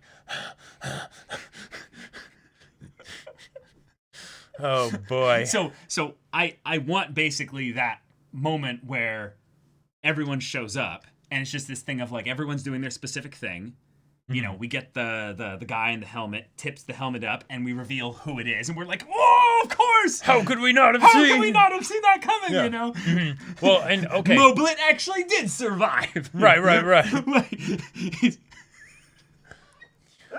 Every once in a while when I'm talking with my, like, Attack on Titan buddies and stuff like that, I'll mention, like, those characters that deserved more but just didn't get it because they were in the world of Attack on Titan. Yep. Let's just think about Moblit. And we just, like hold our, like, invisible glasses up, and we're just like, Moblit, he deserved better. Pour one out for our boy. Pour one out, just pour it out. Like, just, it's just like, oh, man. He deserves so much more. On another note, since you saw that thing, which is like, it was drawing attention to something that you had kind of forgotten about, but whatever. The newspaper investigator looking guy at end of season episode 1. Yeah, that was the person that they were talking about in the comment earlier. Yeah. Right?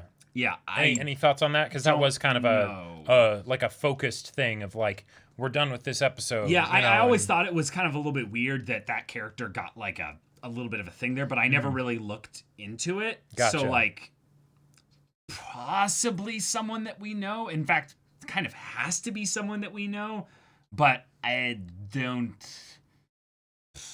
remember the general look, and if anything, it just felt like they had almost like young blonde Kenny vibes, maybe. Oh yeah, they did look kind of like Kenny.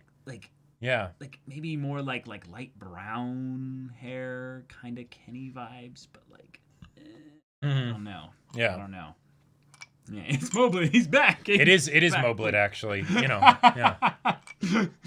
Of all those characters that would just be like the weirdest, like just dick punch to have show up for any goddamn reason at all, actually would be Marco. Because Marco is so memed on in season 1 to the point where it's like, come back when you're not a disposable character. That it's like, Marco is actually so influential in so many things in the show because of how he died. If Marco showed up, Reiner would actually just look for a cliff to jump off of because he'd be like, I must be dreaming. Like, this is a nightmare, and I want to wake up. Of the kid that, like, runs towards the, like, the hotel, like, pool thing with the fountain, and he just kind of, like, planks his way, jumps over the fence, like, into the water. Oh, yes. Like, that would basically be Reiner, but just like, I am done living on this planet now. Just... Oh, my God. What is life? So... No, but it's actually... So the tall person is Thomas. Yes. From episode 5? Yes, Thomas. When Eren's squad got wiped out? Mm-hmm. He survived. And he put on some muscle. He grew up big and strong. and he moved out of paradise. And he's here to help Eren like he did back Oh, then this with is the his story stupid all plans about of how jumping my way too life deep got into enemy flipped, turned territory. upside down. Yep. Oh, DMCA. Whoop, shit. Okay, forget that. Twitch, you saw nothing. You heard nothing. Okay. Oh, man. Memes aside, I very much want there to be that moment of everyone kind of looking up from like parts in the crowd, in the alleys, And then the there's roofs. just this meteor falling of No. Armin, No. Oh. No. I want Armin. This is my Armin theory, guys. This is my Armin theory. Because we've now shifted away from the how I thought this would go, which is they rise up out of the water, and it's the on that day. This is a much, the grim reminder. it's much faster, more tactical. immediate, tactical. Right. Yes. I want Armin to just be out there, and all the warriors. Eren draws the attention, and then all of a sudden, Well, no, Armin's just basically we will use him. oh sure, he's the emergency. Like Like all right, if you guys don't too much for Eren to abandon handle this area, yeah, then just and let my people go, or something like well, that. yeah, that's the thing. This is in the Eldian Well, internment zone. We'll see, because he just killed a bunch of them as well. Oh, that's true. I could see Armin actually as being like the contingency plan of like, oh shit, Armin, we actually need to be used, and then Hanji potentially having a moment of okay, Yeah, it's based on the Thunder Spear, but it's just really big, and it's designed to deploy a person that then transforms into a Titan. Mikasa, use your. I call it the V2 rocket. No. Mikasa is like actually just has a rocket launcher on her back that is just Armin, and she's just like, fires it Mandalorian style, launches Armin. She's just like, Oh my god. go. Oh my god. Go, you little Crimson Crimson King. you know? Yeah, I mean, that's the thing. Armin is actually Armin going is to actually be the Crimson King, which is one of the reasons why I was really glad that, like, Tamandre didn't add any more to that in his videos. You think Tamandre was kind of spoiling the Oh yeah, the manga with that? I think so, because there were other like. Really? There were little things, I can't recall all of them off the top of my head, but little things where it's like, yeah, I'm just gonna not. Sorry, bring that's focus right. to that. We forgot Moses was the first of all of the scouts Yes, to they die, only found his arm. and that was the one that Shadis was like, he died for nothing. Yep. Oh boy. I leave for 10 seconds, and they make Mikasa a Mandalorian. What the? We're high off of the madness that is Attack on Titan right now. Yep.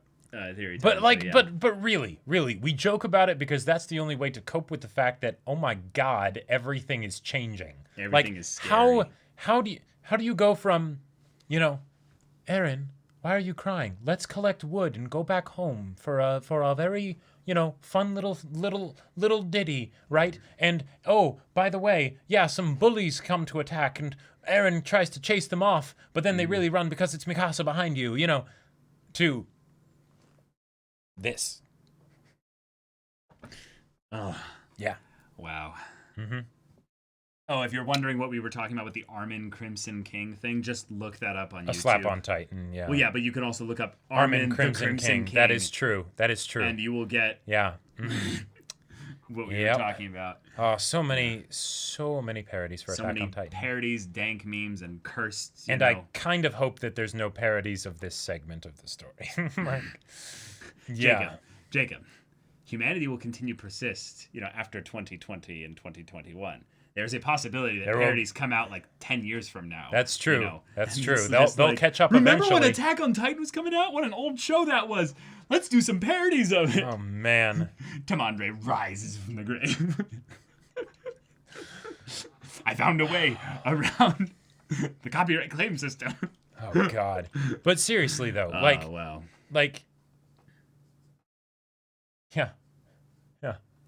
There's not much that I can say. Yeah.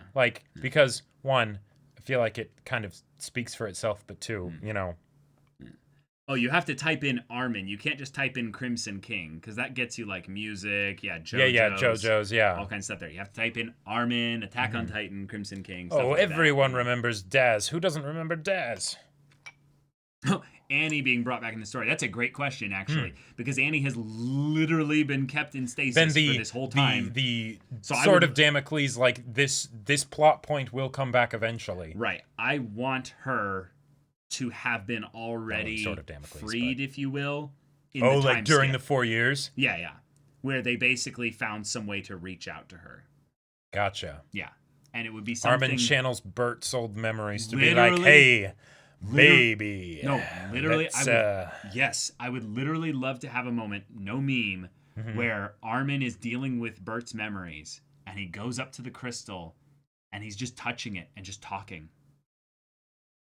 And he's just passing along. And he things that already Bert never said. he already was kind of crushing on Annie in season 1, you know. A little like, bit. Like he noticed Annie when she turned in her gear. Wait, that's different. It's like, why are you paying so close attention to Annie, Armin? Yeah.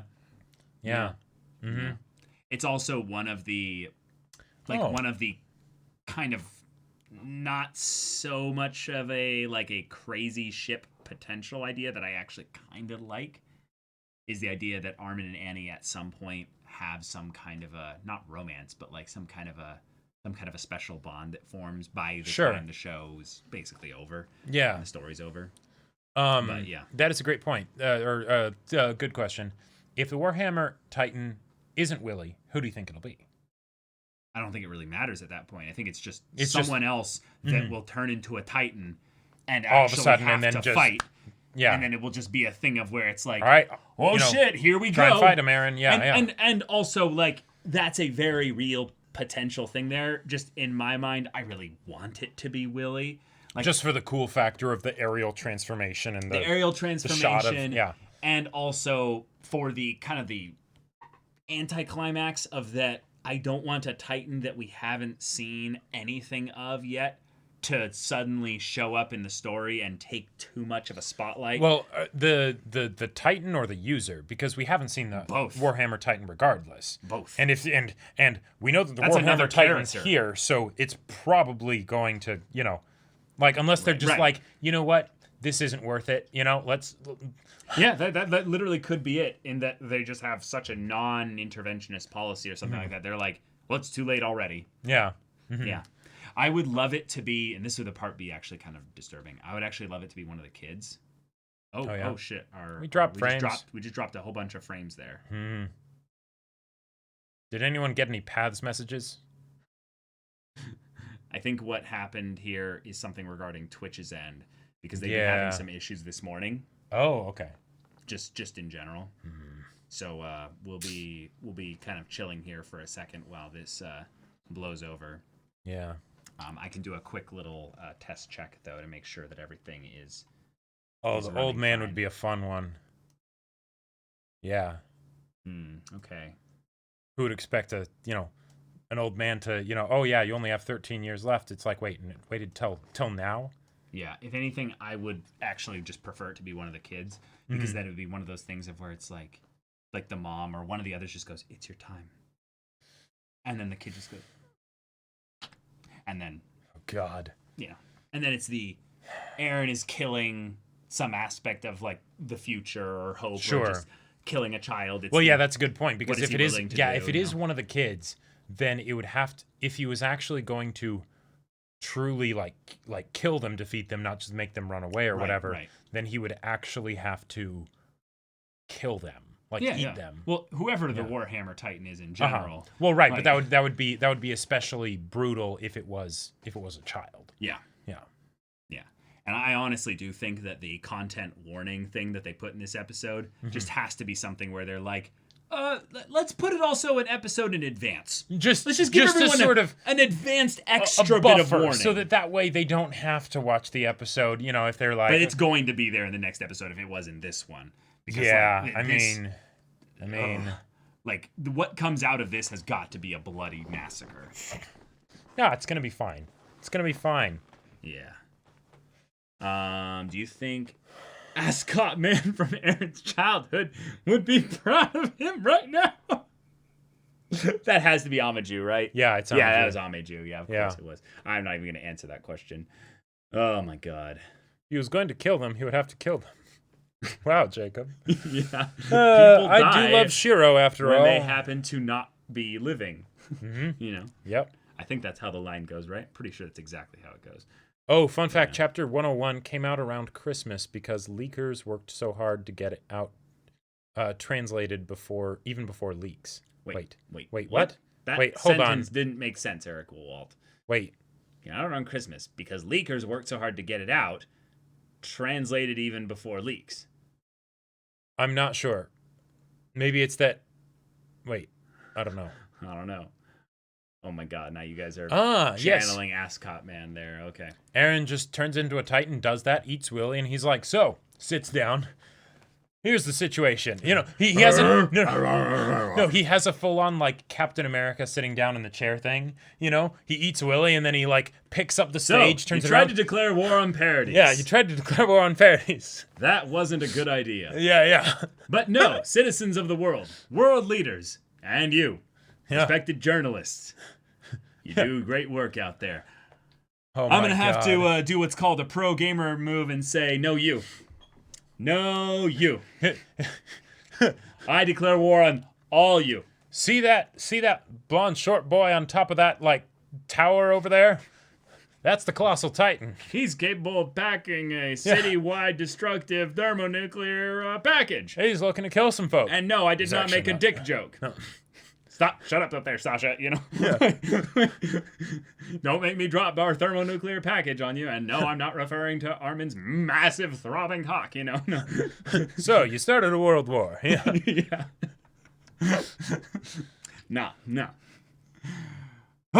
Okay. I think my theories are going to be limited now to just basically like end game type stuff. Ooh. Okay. I think my last thing I want to give for this bit here is just that if Eren declares war on the world, then the world has to go to war back. Yep. Which means that cycle continues. Well, right, but in my opinion, the reason why they keep building up the threat potential of something like the Titans within the walls getting released and destroying everything means that it is going to come very close to happening or actually happen. Sure. Meaning they wouldn't just say that, you know, especially after it was mentioned in season 3 or whatever. It's being brought up again over and over and over again at this point here. So it is something that is probably going to happen, and it's probably going to be something that is going to have to be stopped in the middle of it happening.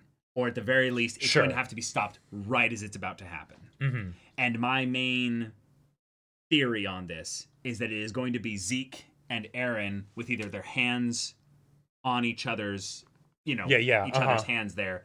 And like it's either happening, it's about to happen, and it is going to be basically just people close to Eren, Zeke, just everyone here.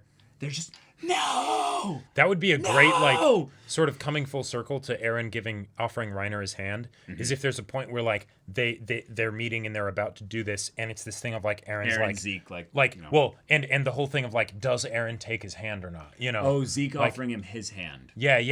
And then it's the what does Eren do? Yeah, because that's the part that really freaks me out about this, is that we don't really know Zeke's motivation, just in general. He's been through too much, and we've seen too little of him.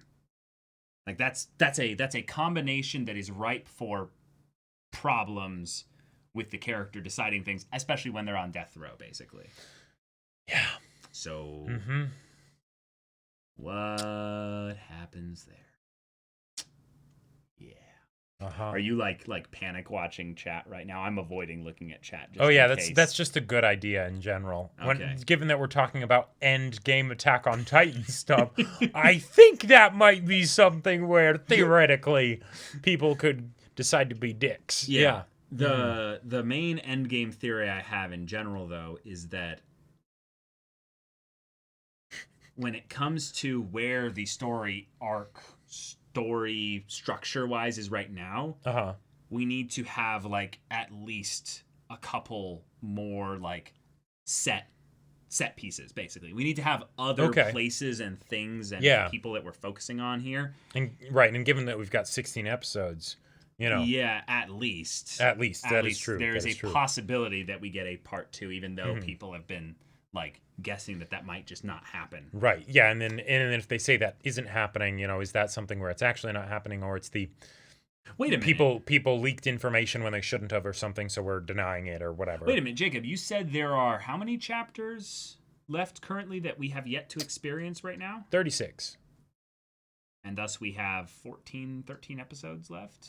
Sorry, no, 12.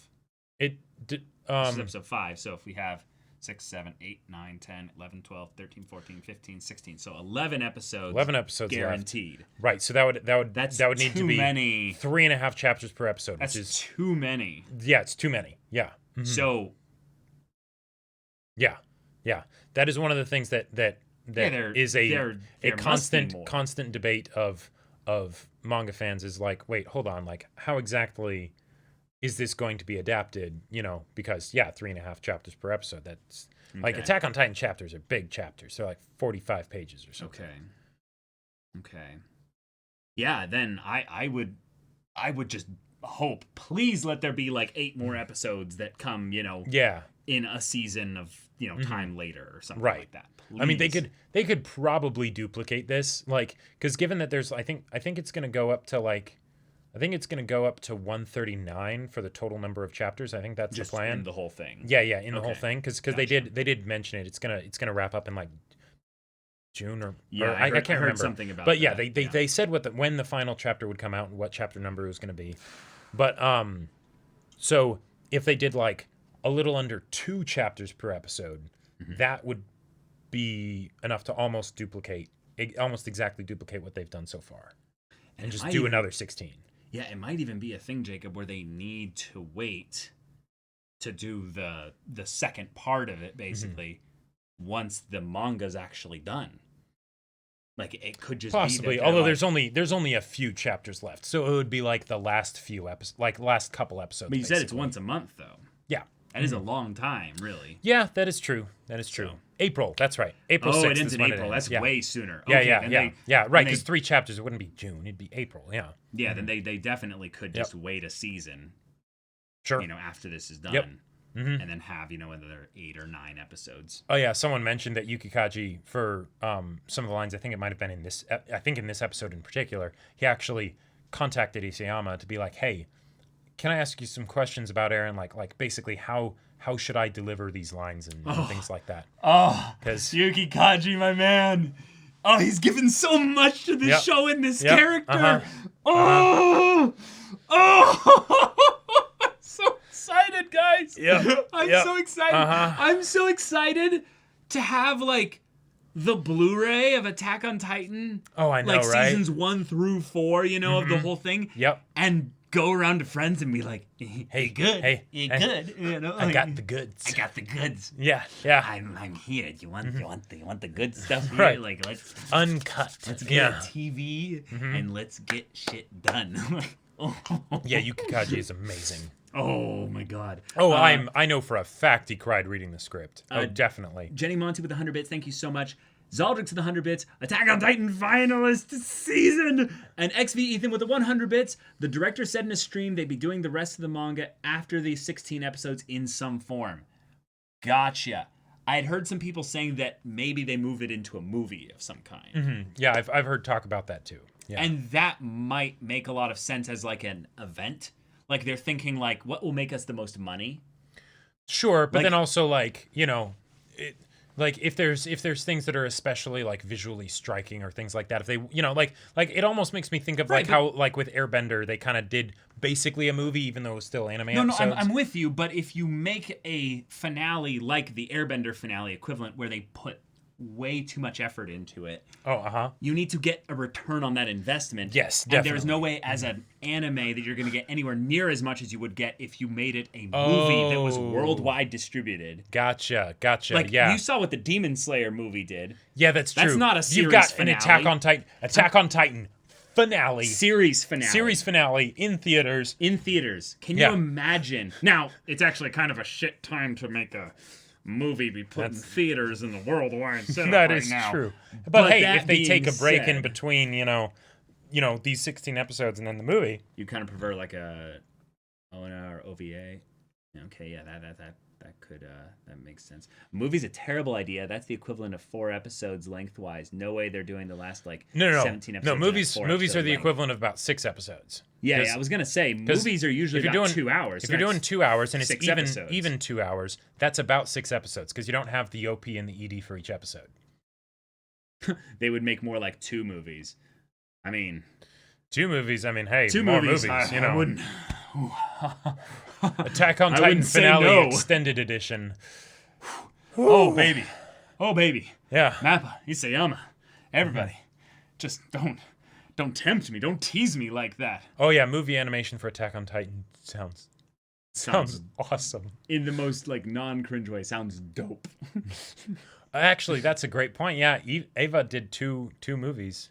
You know, and that is true. And Attack on Titan, I would say, has a similar impact. And you know, you've talked I've about talked about that it's going to end in a Eva kind of way. Can we actually talk about that? Okay. Because I think now the only ways it can actually end full Eva at this point, because I really feel like it's the threat of what Eren can do that's going to be the main kind of conflict point just in general moving forward. Okay.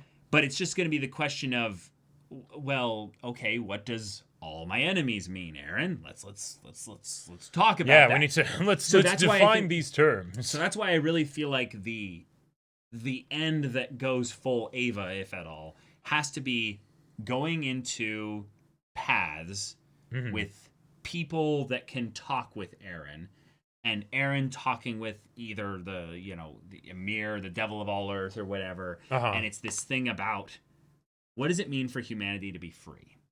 What will it cost for humanity to be free?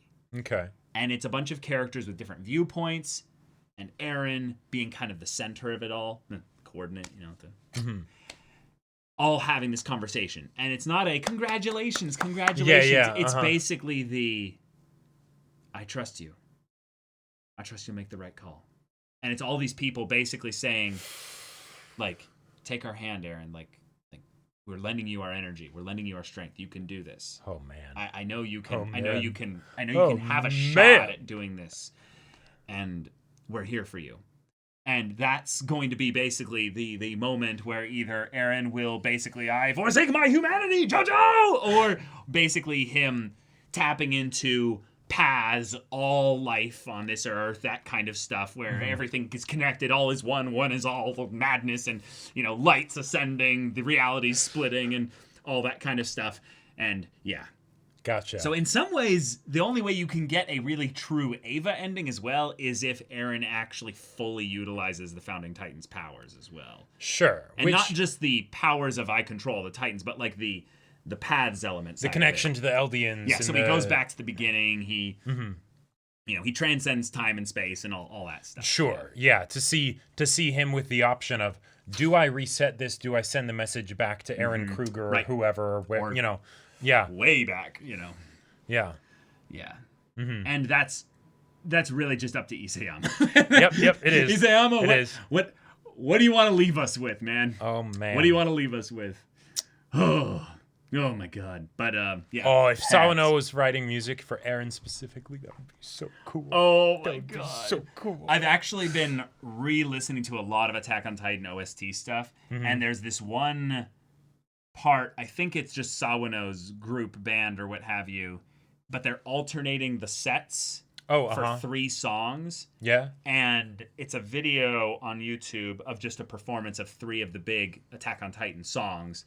And they have 3 different women singing each of the 3 songs, respectively.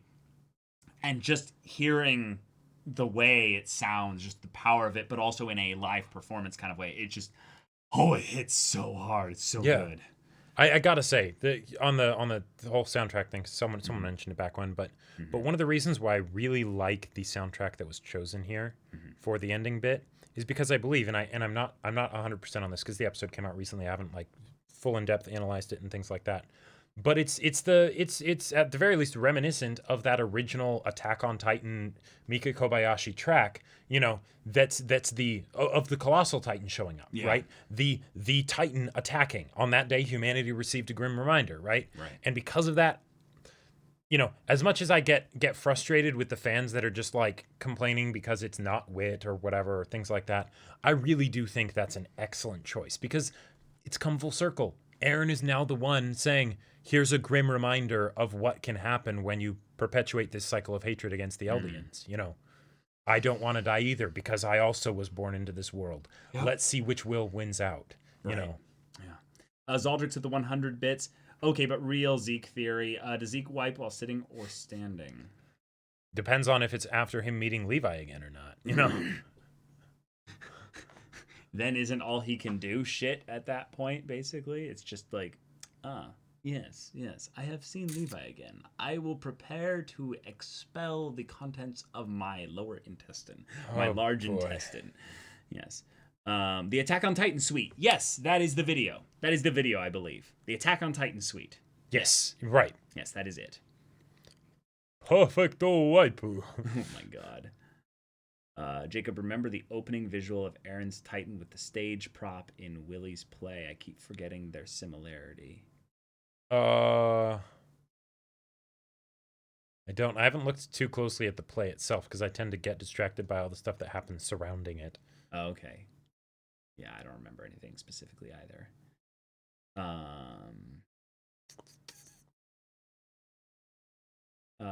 Talking about OST complaints, the manga side of the fandom is now making really funny memes of inserting "you see big girl" into the most mundane scenes, even when Sasha shares her potato with Key. Yes. Oh my god, I love it. Because I saw the bits of like the you see big girl put into the Eren's transformation. It totally doesn't fit. I didn't like it at all. But that's great. That's really that's funny. Fantastic. That's hilarious. Thanks for passing that along. But guys, that's what we're going to call the podcast here. This has been a lot of fun. Yeah. You guys know we love discussing Attack on Titan. Could go on forever, but and gotta remember, find a good point to stop it before it just gets crazy. Mods, unban Darth Biston. Darth Biston. That's DARTHBISTAN. And if somehow that doesn't happen, just contact us somehow, Darth Biston. Well, I mean, you could probably just act the stream. Sure, as well. Yeah. Mm-hmm. But take care, guys. Mm-hmm. Hope to see you in the next stream. Remember, we stream weekdays, 3 p.m. Pacific time, Monday to Friday. Mondays, podcast discussion. It's just been Attack on Titan recently. Attack on Titan. Yep. Yeah. On Tuesdays, we do our One Piece dramatic manga readings. And on Wednesdays and Fridays, I'm playing Cyberpunk 2077. Yes. And then on Thursdays, I'm playing Persona 4 Golden. But last Thursday, we got the darkest timeline. So now, this timeline, we are going to war. I'm going to keep it there just for the sake of not spoiling Caleb. But your war? My war? Yes. Yeah. Yes. And God help anyone who gets in our way. The funny thing is that, like, when I hear his ranting and screaming and raving and stuff like that, I only hear, like, every ninth word or something. Yeah. So I get a very, like, particular picture of what you're freaking out about. But it's also, like, it's also incoherent babbling and Picasso and like hodgepodge, and it doesn't make sense at all. So, yeah, I hope you guys enjoyed that because it was something for me on the back end of things. I actually rewatched a lot of last Thursday's stream just because to see what it was like. Oh boy. Because you don't see yourself really, you just kind of like get the impression of what you must have sounded like and all that. I screamed my voice pretty ragged. Like there was a point where mods were actually like, Jacob, maybe just stop, and like because your physical health of the stress that you're under right now, and like the you're having a Nov moment or a Nov moment from Hunter x Hunter. Kind of. Yeah, your hair's whitening. Yeah. It took years off my life, man. So. Persona 4 is a great game. If you haven't played it, you should check it out. Yeah. All right. Well, y'all, hope to see you in the next one. But until then, we're Semblance of Sanity. I'm Caleb. I'm Jacob. And we'll see you all next time. Man, literally, even just thinking about it, just gets you stressed a bit. Just getting me stressed out. That's so crazy, man. Like, I know a few moments where just general emotion overwhelmed me. But, like, I don't think I've ever been, like, freak out stressed by a video game. I think that's only come like maybe close like once or twice. And this isn't in like the ending of the game, so I'm like I'm not sure because you I don't don't know if I don't the ending- actually know when the game ends. They don't give you like an idea based on like you're in this arc of the story. You're Well, in it's this chapter of the story. It's something where it's like you're at this day within the year, and I know when the game started, but the game doesn't have to go the full 365 days. So I don't know. So you had a Titan roar just moment kind of thing. A few, But like, to say the recreate least. that for everyone in chat. I dare.